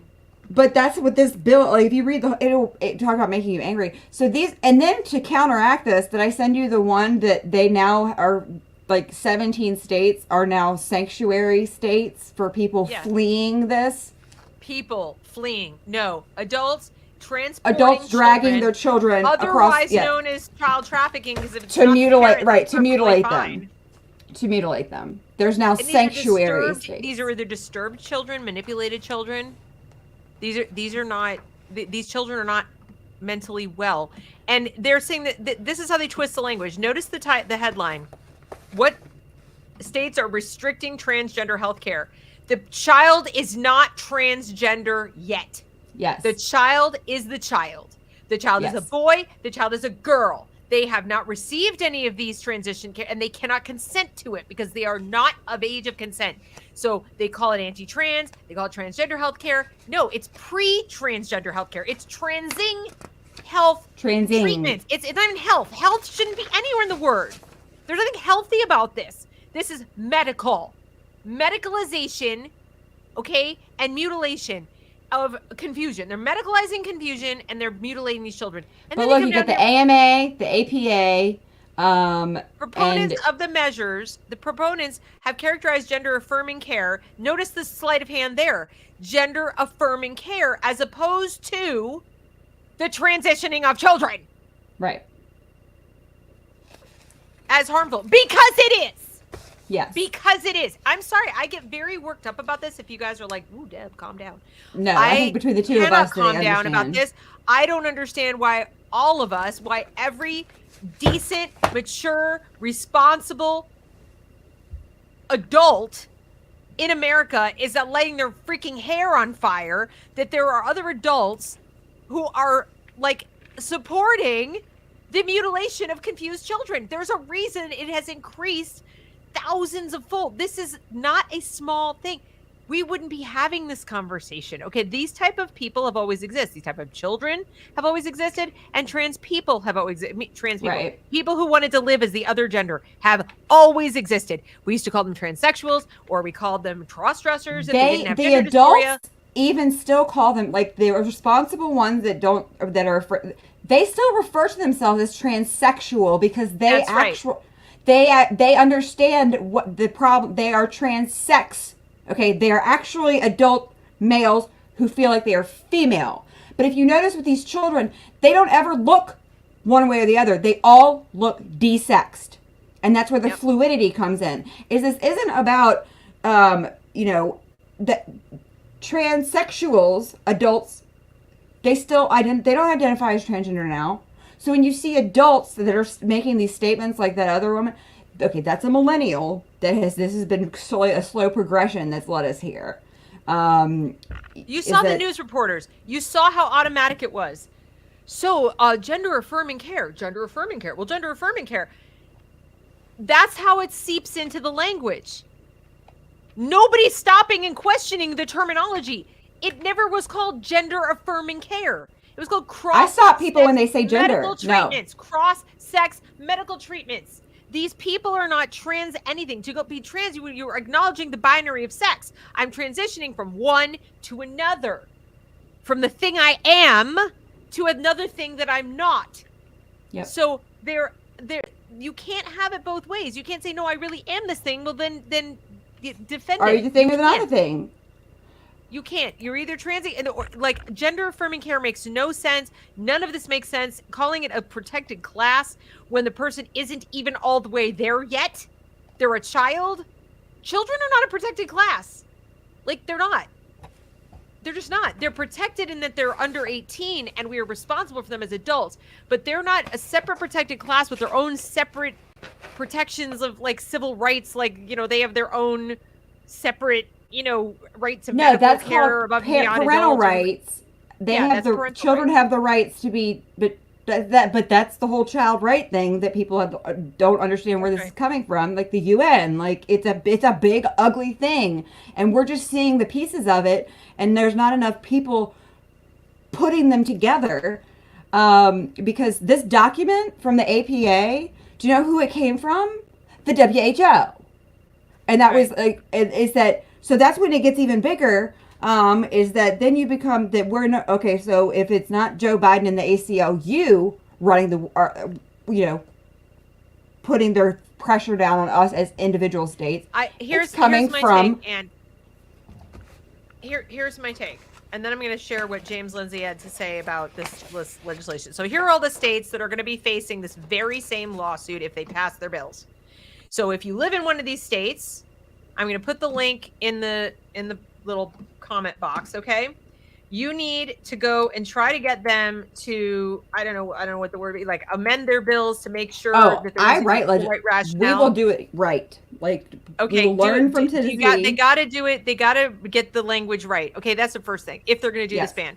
The second thing is that if that fails and we have to wait for it to get to the Supreme Court, then we push for legislation that limits the liability, like severely restricts the liability of these doctors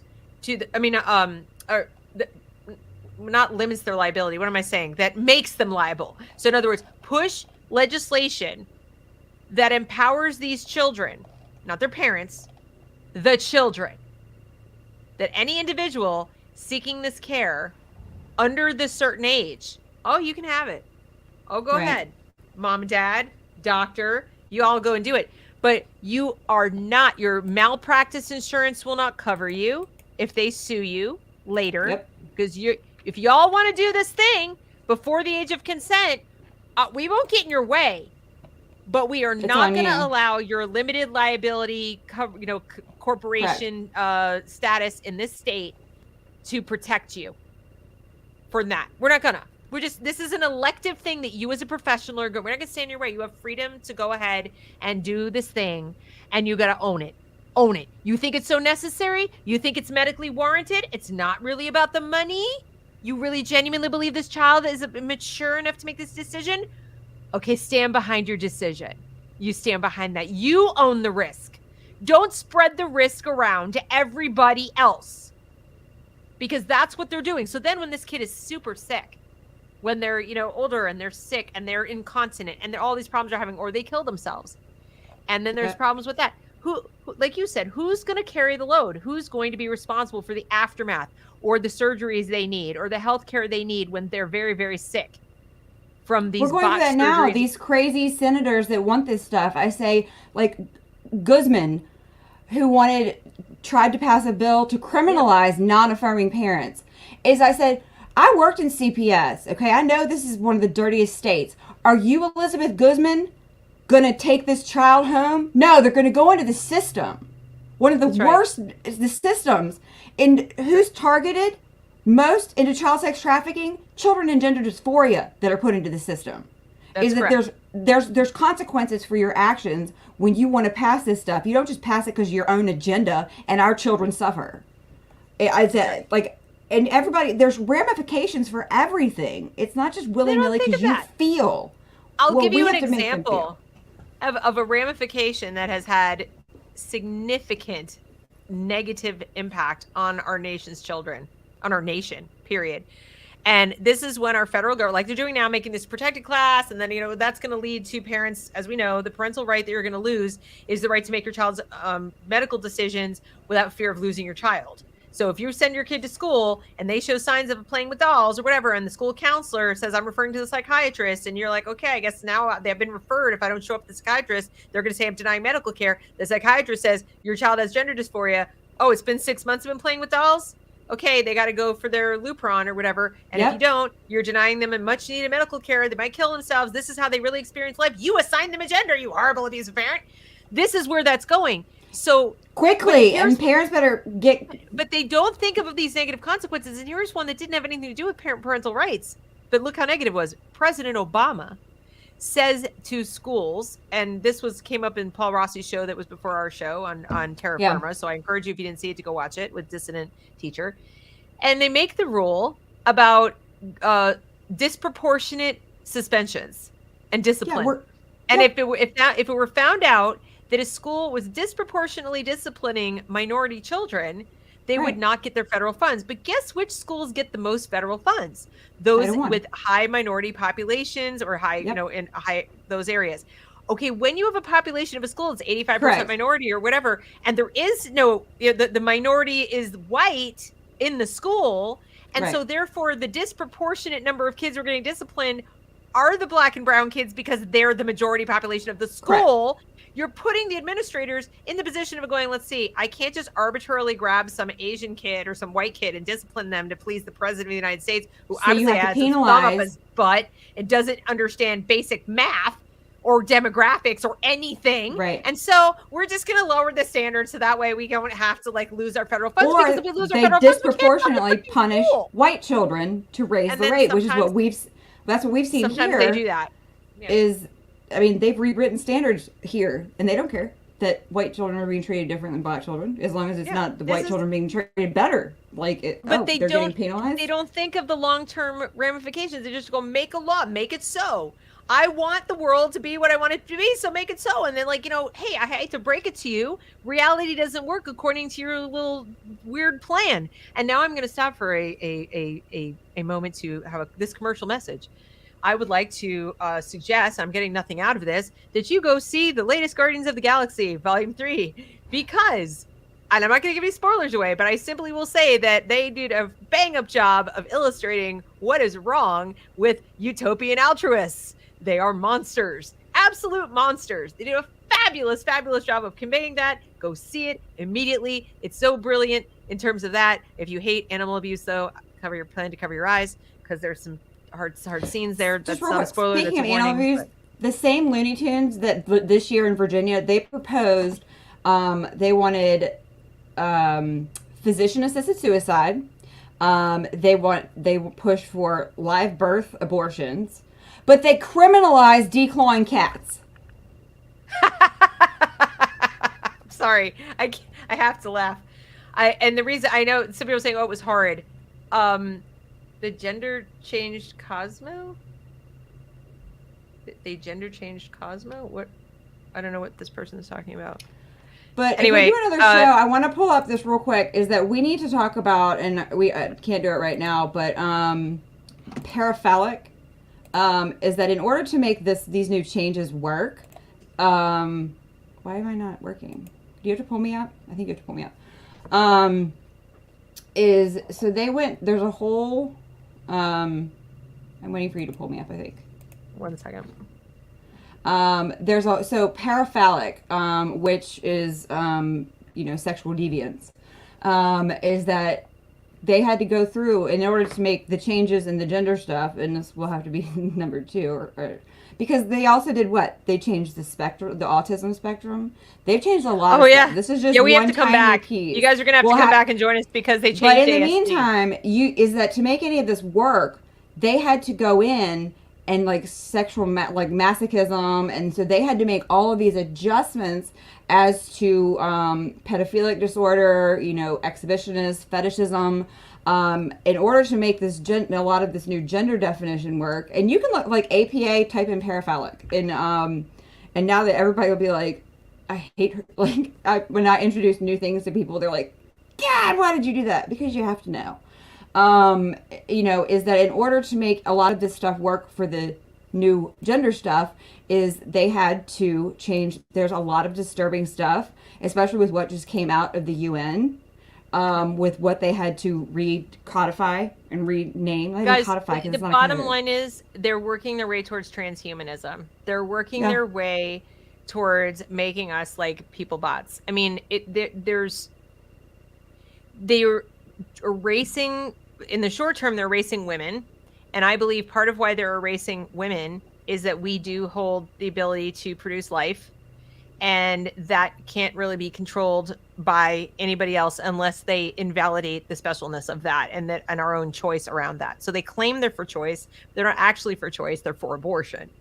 And so when you're, when you can normalize abortion and make it like a baby that you don't want, or that it will be a burden on society, is like a tooth pull, and you can normalize that, then you can normalize all kinds of creepy things. So all of this is connected. I know it sounds a little crazy, tinfoil hatty or whatever, but it's all connected. They're not doing this out of the goodness of their hearts. They're not doing this because they genuinely care about these children and their discomfort. Not at all. If they genuinely cared about the children and the discomfort, they'd start looking at why are there suddenly so many children uncomfortable in the body that in which they were born.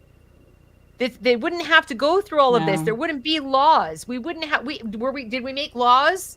Were we making laws 5 years ago about this? Were we even talking about this 5 years ago? No. Why is that? Because you probably would go your whole entire life without meeting a child, or even knowing in your immediate vicinity a child who said, I'm trapped in the wrong body. I mean, you might hear about 1 or 2 adults, but you're not going to have like half of my child's 5th grade class thinks that they're the opposite gender. And that is what you have now. I've talked to teachers with like 30% of every class that I teach. I've gone to school board meetings with texts from children. The mothers have sent me that the teacher gave a child, like when you come out as trans, they're rewarding them.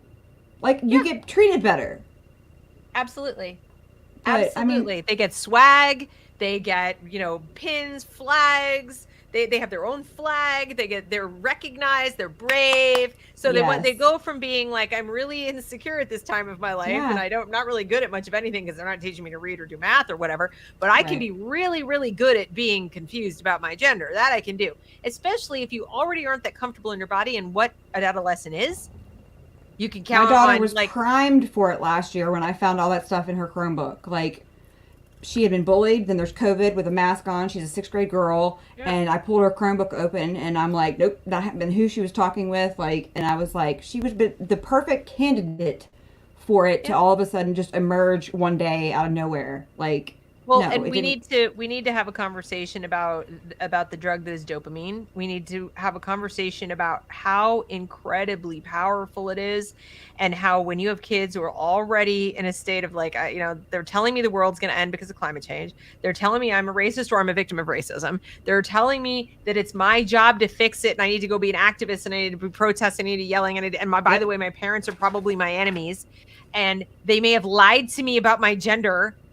So the body confusion I have, or the body discomfort that I have because puberty sucks for everybody, let's face it, And I don't really know what I want to be when I grow up, and I don't know if I want to go to college, and I don't even know if the world's going to be here. And this is also very terrifying. I mean, almost all these kids have been diagnosed with anxiety disorders already. Then it's an easy path to being a celebrity in your own school or being in an in club. It's like a tribe. And the only difference is it's like being out is the new in. Like normal is now abnormal. Well, the problem is that the old version of goth, you just threw the black clothes in a bag, you wiped your makeup off, you stopped dyeing your hair, whatever, and you weren't goth anymore. You can't undo this goth. You can't. This is permanent. And what they're calling it gender affirming care, it's absolutely satanic. I mean, it's despicable that they're changing these terms, that these supposed medical doctors are saying that destigmatizing this, as if that's the issue with it, is the most important thing, not making an accurate diagnosis of a minor child and preventing them from causing themselves enormous permanent self-harm or putting them at the mercy of a parent with Munchausen's. No, the most important thing, of course, is, there shouldn't have any stigma around their discomfort. It's just so disturbing to me. I'm glad to see many people coming out against it. Jeffrey Charles, the makeup artist and celebrity who is a cross-dresser, I mean, dresses like a woman, is prettier than I am, there's no question about it, is 100% against all of this. Right. We know that Buck Angel is, we know that Sarah Higdon is, we know that Blair White, there are plenty I know a ton of people that are finally like understanding that they did not want. We're not anti-trans, okay? Understand, whatever you want to call that. They just want to live their lives. They don't want, but they are finally at the point where they are seeing the direction this is headed, and that they have to. Like, they did not want to. Like, many parents don't want to, but as I tell people, is that they are with a lot of gays too, not just trans, but they have to. Is because they see it's wrong, and they're like, God, if this will just go away, which I think most parents have done, is that if anything, this is like the bat signal, the like waving on the. Well, I think people are coming forward and saying, like you said, they just wanted to live their lives. It is similar to how nobody who went and said, I want a nose job, I want a breast augmentation, I want a tummy tuck, I want a liposuction, I want these things. We didn't say because my identity. We said, and I say we because I've had some, my own plastic surgery, so not on my face or anything. That's my face, but we don't. It's like, well, this is my responsibility. If I'm not comfortable in the way that things have worked out after 3 children over the age of 35, then I'm gonna deal with it on my own. I don't say like my identity as a woman is causing me so much distress, and I'm a protected class of a protected class, and we've already made being gay a protected class. And now what they would like to do would be to actually invalidate that, because if trans is a protected class, and then a trans person says this gay person is discriminating against me because of reasons, it just becomes ridiculous. You have XY. Okay, lesbian, you have XXXX. What people need to understand here is that for any of this to be valid, the Supreme Court has to say that there's something other than XXXY, because then you get into the mass chaos of what gender fluidity is that you have. We just can't recognize whatever, like the law in the United States has to be connected to reality. So I asked James Lindsay about this the other day. We were talking about this issue because he's in Tennessee, and he agrees that we pretty much set ourselves up to lose these lawsuits and then pass the laws in all these states, or propose them anyway, because the federal government has already, for all intents and purposes, redefined person. Normal people just didn't realize it. They'd already done it. They already redefined person. And they did it, with a variety of things. They did it for abortion law. They've done it with gay marriage. They've redefined person. But he says there's no way that the Tennessee Attorney General can out-argue the DOJ attorneys. It'll probably get appealed to the Supreme Court, but that'll take years. And this is what his expectation is. I hope he doesn't mind that I'm sharing this, because I agree. If SB1 case reaches the Supreme Court, which it likely will, his expectation is it will be analyzed as a sex discrimination claim. using the Bostock reasoning. Under the Equal Protection Clause of the 14th Amendment, governmental classification based on sex can be lawful only if the classification serves important government objectives and that the discriminatory means employed are substantially related to the achievement of those objectives. I think SB 1 can pass that test, especially with the current court. But even if it doesn't, the individual Tennessee law falls. But the Constitution's cosmological understanding of personhood stands, and transgender doesn't gain a foothold as a constitutionally protected class. That's if it makes it to the Supreme Court, but it'll take years. And then somebody else, I don't know who this person is, said that Gorsuch reasoning, this is Justice Gorsuch, in contrast, was a truly brilliant counter move that cut off the whole line of attack. He basically refused to dignify trans as a legally cognizant class, even for the purpose of rejecting the discrimination claim. So, you know, then he says SB 1 does not discriminate on the basis of transgender status. In other words, a minor trans person experiencing clinically diagnosable precocious puberty. So you could have a 6-year-old. Remember we talked about they'd be under 6, so 5-year-old. 5-year-olds experiencing literal precocious puberty also identifies as trans. There's nothing in the law that precludes that child from getting the puberty blockers for that condition, for the precocious puberty. And then it also says that if a child has breast cancer, they could still get a mastectomy, and neither the transgender nor the biological, the cisgendered person, nor any conceivable gender identity could legally be given hormones or surgery for the purpose of enabling them to live as a gender identity inconsistent with their biological sex. There's no discrimination there. The fact that a cis person wouldn't seek treatment for that purpose isn't strictly relevant. They're equal. They're equal, right? So his guess is the court would decline even to analyze the discrimination claims separate from the sex discrimination analysis, and then the last part wins. So if it gets to the Supreme Court with the Supreme Court and its current constitution, like the way it's set up right now, nobody retires, we don't have any new justices, the likelihood is that they'll lose at the Supreme Court level. It's not, there won't really become a constitutionally protected class of people. Pray. But it's going to take years to get there. And in the meantime, they'll probably win in Tennessee, and that may set precedent for all the other states. They'll face their lawsuits. You, the taxpayers of all of those states, are going to spend hundreds of millions of dollars fighting lawsuits from these people who are well organized, well funded, just to screw things up. So there will be you will be sued, unless the rationale that your lawmakers use when they make these when they write these laws, learns from this, and tries to head it off at the pass in some kind of clever way. But good luck to you, because they're still going to parental rights bill, like everything that I've already started spearheading for next session is don't do this. We learn from other states. Don't, is that we carry this, because I hope people have learned from us what not to do in Virginia.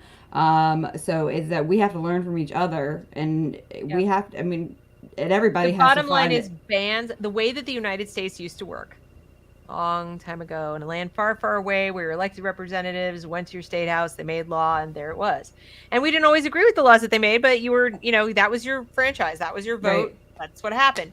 The country doesn't work that way anymore. We are run by the managerial class, who are the flying monkeys for the elite of the elite of the elite. Okay. They are their flying monkeys. They are feathering their nests. They are setting themselves up for retirement. They are kissing butt. They are taking the path of least resistance to have a permanent job and a pension. They are the most venal, amoral people in the world. They have no conscience. Say what you want about them. They're probably not, malicious or mendacious. They are thoughtless. They're just awful people, because they're so banal, and they don't think, and they just think that other people are cogs to be moved around. That's what I think they did so well in the movie. That managerial class of people, yes sir, yes sir, oh yeah, it's gonna be, what shall I do? Imagine a nation of Renfield. That's what we've got, okay? And those people, whether they're the APA or the AMA, or they're over in some other bureaucratic place or interest group that feeds those bureaucrats and keeps them employed with making regulations, those are the people who run the country. And so every time you ask your lawmakers, hey, Senator this or Representative that, make a bill, make a law. Understand that isn't going to do anything. It's not going to hold any water because those people are ready. They're ready. They're like, all right, we're ready. Bring it. And they will just throw sand in your gears, disenfranchise you. It's pointless. You're just going to have to opt out. And what do we mean by that? You opt out of the schools so that your kids are not in like right there in the lion's den waiting to be preyed upon. Opt out of doctors' offices that are not operating independent of the major medical corporations. So see if you can still find a practicing, physician that is like, I'm not dealing with any of that, and good luck to you, and expect to pay out of pocket.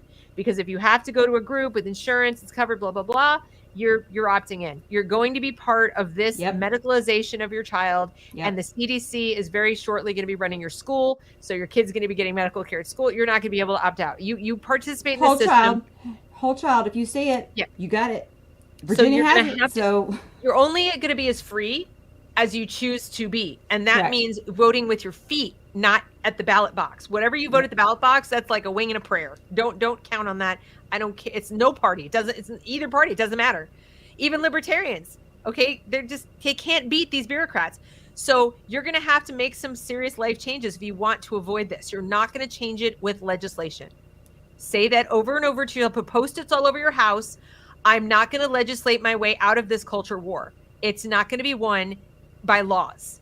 It's going to be won because we, the people of the United States of America, simply refuse to change the culture of our own damn lives. Yes. We refuse to go along with the mainstream nonsense. We are going to live our lives as we choose to live them, and that means we're going to opt out.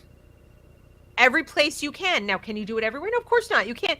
People go, but Deb, I need a job. Okay, so I have a job. I need to shop the grocery store. They will make life, like James said, and they will make life difficult for you. They will. But like my life right now, having to send my kids, we can't afford it, but we can't afford not to send. Like, as I tell parents all the time, I don't care what sacrifice. We had to cut everything from what we do to keep our children safe and keep them out of that. And that's what being a parent is about. And I think that like parenting has just become it's just, they have a good strong head on their shoulders. Okay, we'll see how that works out for you.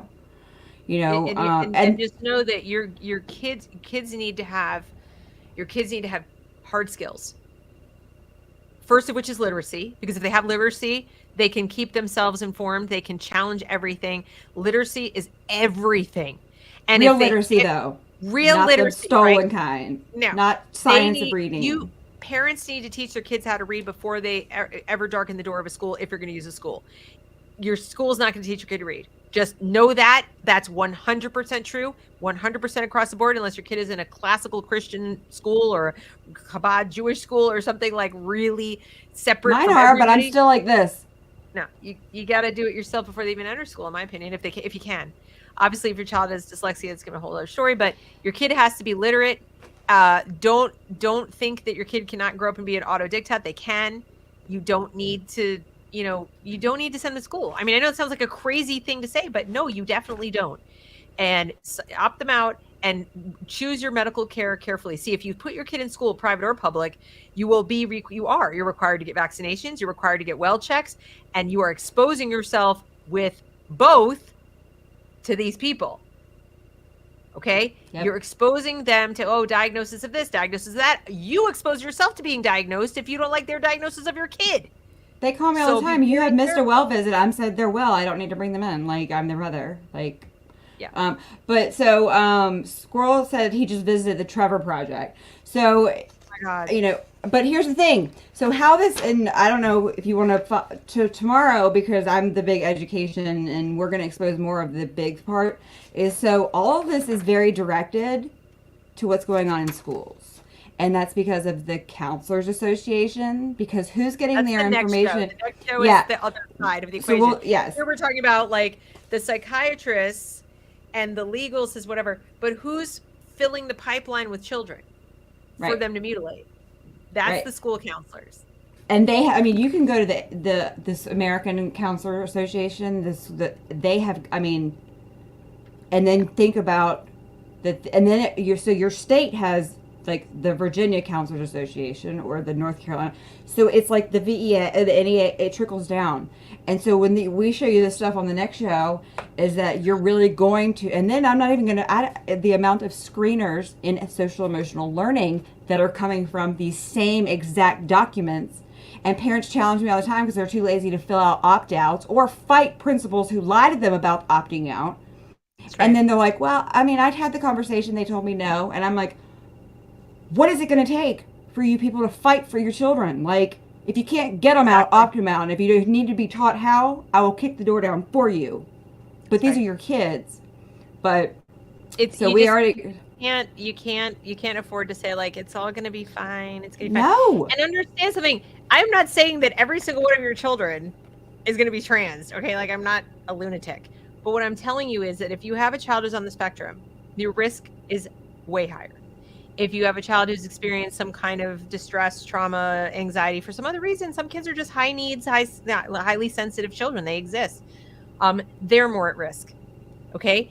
Because every child who is not conforming to this new world stuff. Because non-conformity is literally a mental illness now. That's right. So if you're not conforming to one of the approved social justice classifications of intersectional identity, the red guard will come for you. You are going to be bullied, but your bullying will never be recognized because remember, you can't be bullied because there's not a power imbalance because you're one of the old order. This is Maoism. It's neo-Maoism. Okay, it is absolutely so you're the old order. Yes. You'll be bullied. Nobody will exactly care, and then that bullying will translate into distress that can be exploited by these people. Never See how it works? So you can't sit there and it's never going to happen to my kid. It's like the more normal your kid is, the more likely it is not to be the trans necessarily, though I would say that it ups their risk, but the more likely they are to have severe distress of some kind. If they are like, no, my kid's got to go to her, they'll fight back, whatever. You're asking your child to have more guts than you.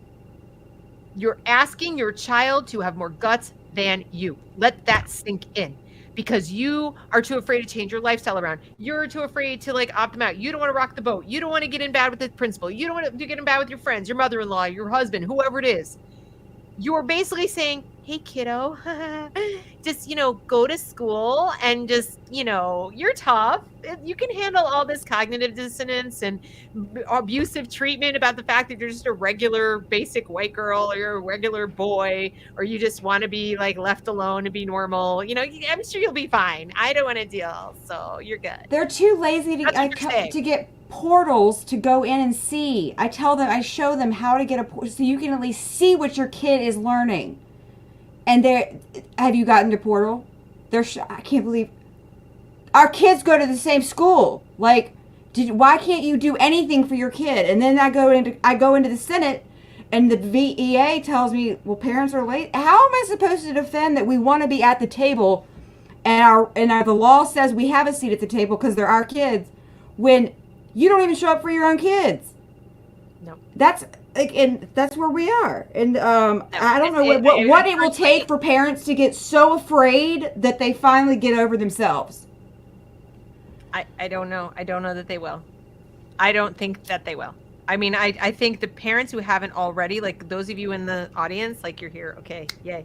But the ones that are still going like, oh, you're crazy. That's not really happening. Or, whatever. It's fine. You're just exaggerating. Everybody's good. It's all good. It's fine. And like I said, it's not just the trans thing. So your kid isn't facing this gender dysphoria, but they have friends who are, or they become allies, and then they become social justice warriors. Right. Right. Do you want your grandchildren to face it? Do you want your child to be a They've parent? Bought into it. Your right. Child? Correct. Because they bought into it. I mean, I'm experiencing this like to a certain degree through somebody else that I know right now that I'm close to. Whose child, grown adult child, right, is spending a lot of time in mommy forums and thinks that, okay, my son likes the movie Frozen and wants to wear a dress. So we got him the dress for Frozen and he's 4.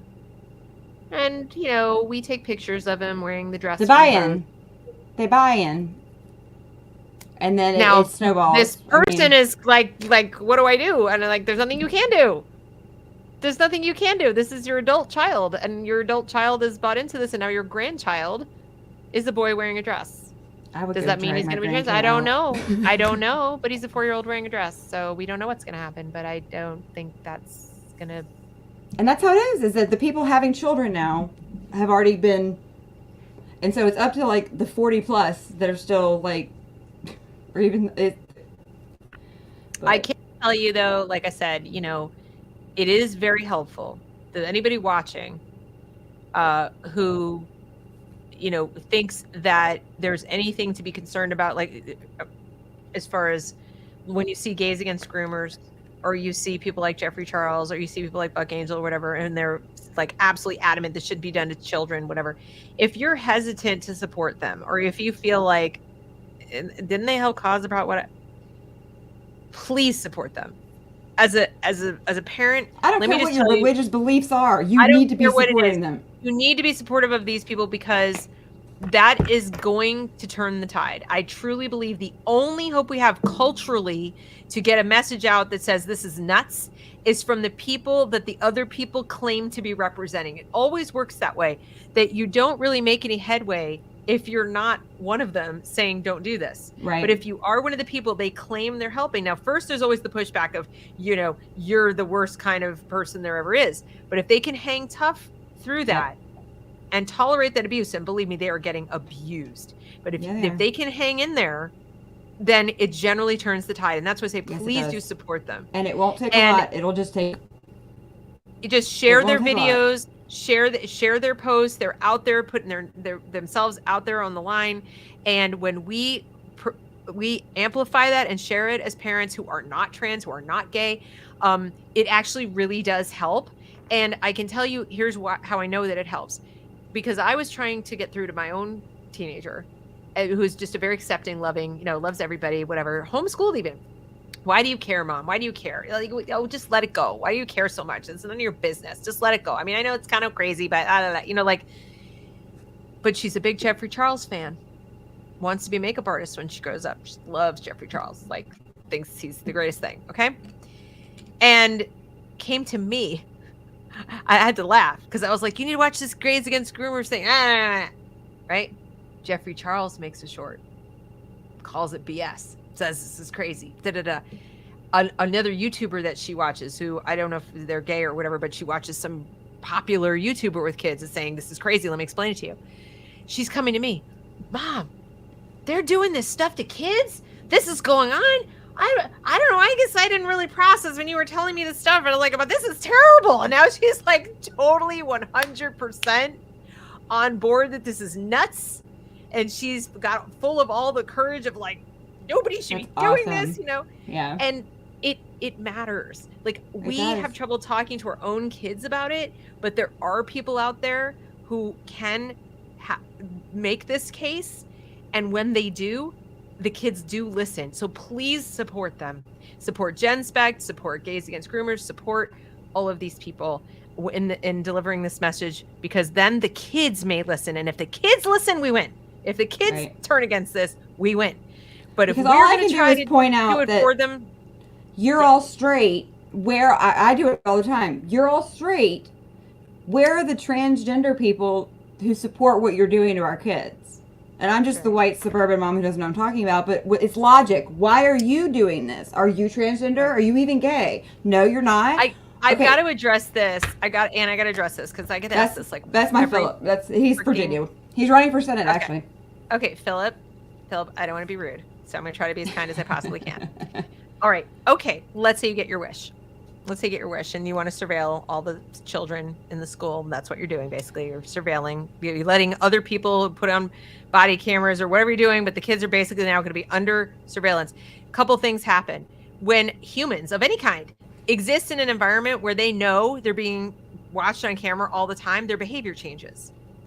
Kids do it already, knowing that a kid near them has this in the classroom. Their behavior changes. They're more on their guard or they're more exhibitionist, one of the two, but their behavior is not consistent with classroom order, okay? So they tend to show off for the camera or hide from the camera, one of the two. That's the kids' who are supposed to be there, required to be there by law, actually. So the teachers similarly know that they're being surveilled, etc. You say, oh, that's good, they'll change their behavior, or not, or they'll be performative. They'll go out of their way and they're not focusing on what they're doing, which is supposed to be teaching. Okay, so But they're not teaching anyway. Cameras automatically alter the dynamic of any space where they are, just so you know, including that interaction with the police.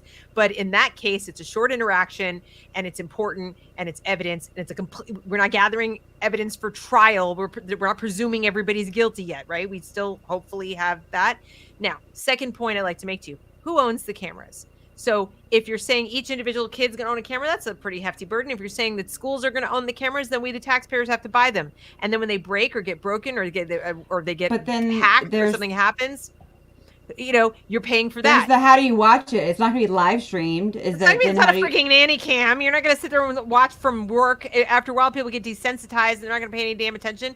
And it's here's the solution: is buy your kid a camera pen and send them to school with it. Like, if you personally want your child to surveil their environment and turn them into a little junior G-man or G-girl, knock yourself out. I personally think that is stupid. And I think get your kid, it's like what we say to people who think their husband's cheating. I'm going to put a camera. I'm going to put a thing, a tracker on his car, whatever. If you're to the point of that, get out. Yeah. Seriously. I would, you know, if you're that suspicious of your spouse that you can't even just go to them and go, are you cheating on me? And have a conversation, get out of the marriage. Well, I'm glad that you did. I mean, it's crazy. They're already surveilling. People were like, oh, imagine. Okay, guys, let's be real. They're surveilling every moment of every day already. But yeah, this I is would really say like overt. And then how do we get the footage? So you, the parent, right? Let's say you're, and it's like, how do you get the data now? So it's not transparent. The state owns cameras. The state owns the footage. The state owns the footage. Then you got to subpoena it. You got to FOIA it. You got to do all the things. We've seen what happens with curriculum. Guys, you're adding expense, first of all, layers of complexity, and it is not a small government solution. Please tell me, Philip, that you're not a Republican. Because it is not a small government solution to add more surveillance to government schools. You're going in the wrong direction. The correct direction is, with everything that you are, support education liberty. Support getting that tax money back. Not a school choice. No. But in the earner's pocket where it's started. Not through the government filter. We don't need any more law in education. We need to acknowledge what we have. Because if Virginia Senate next year, if they were transparent about what they were doing and the opt-outs and everything that's already codified, there would not be this chaos. Parents would know it. By the way, we have cameras in the classroom now. Like I said, it's these.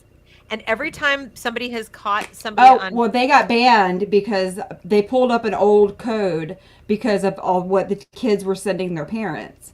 And so where last year it's been around for years that but what happened, so last year my daughter they were rewarding children at 11 years old with cameras. She was already bullied, or with phone time. She was already bullied, and so I had to get her a phone no matter, I didn't want to. And then this year they banned them. Why? Because it's how kids were sending their parents evidence, and so they sent them with a camera pin. Yeah, I don't think cameras in the classroom are even close to any kind of a solution. What is it that you're looking for? So if you genuinely think you're going to catch a teacher doing what? But now you've got to prove that whatever they were saying, whatever they were doing was negatively impacting your specific kid. Good luck. Now you've got to prove that what they were saying was objectively awful or terrible. And while every so often we've seen stuff that is, they're getting more and more clever about what they're saying is okay to do and what's protected and what books can be in there and all that stuff. So your best bet is to teach your kid at an early age, if you're going to use a school. Like I said, my suggestion is to get the hell out of there and advocate for education liberty. But if you're going to use the school, you're going to have an uncomfortable conversation with a very young child about rights, their own, their free speech rights, their bodily autonomy, their boundaries. You're going to have to teach them very early on to be a nonconformist, but a very tough nonconformist, not a yes person. This is going to be very difficult. Kids come into this world with 400 different personality traits already in their brains. They're not blank slates. There is a limit to what we parents can and cannot do or influence.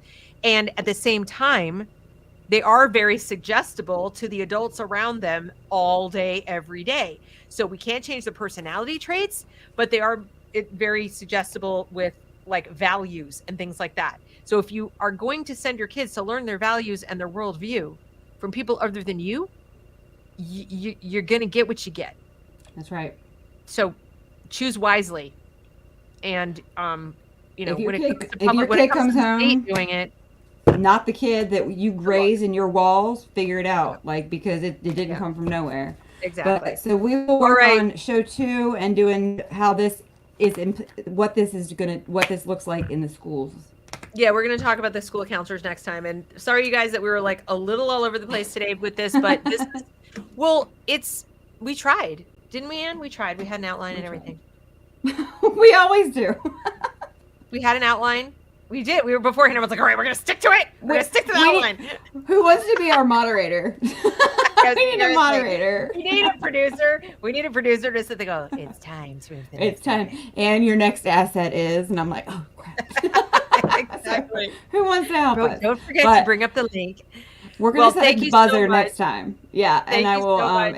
It was great being back, and I hope everybody looks up the DSMV or the DSMV as in 5TR, and does some learning. And because dig everybody deep needs into to. the language. Dig deep into that language, please, Yes. because All right. it's messed up. All right, take it easy, All right, you guys. Have All a right, great take care. night.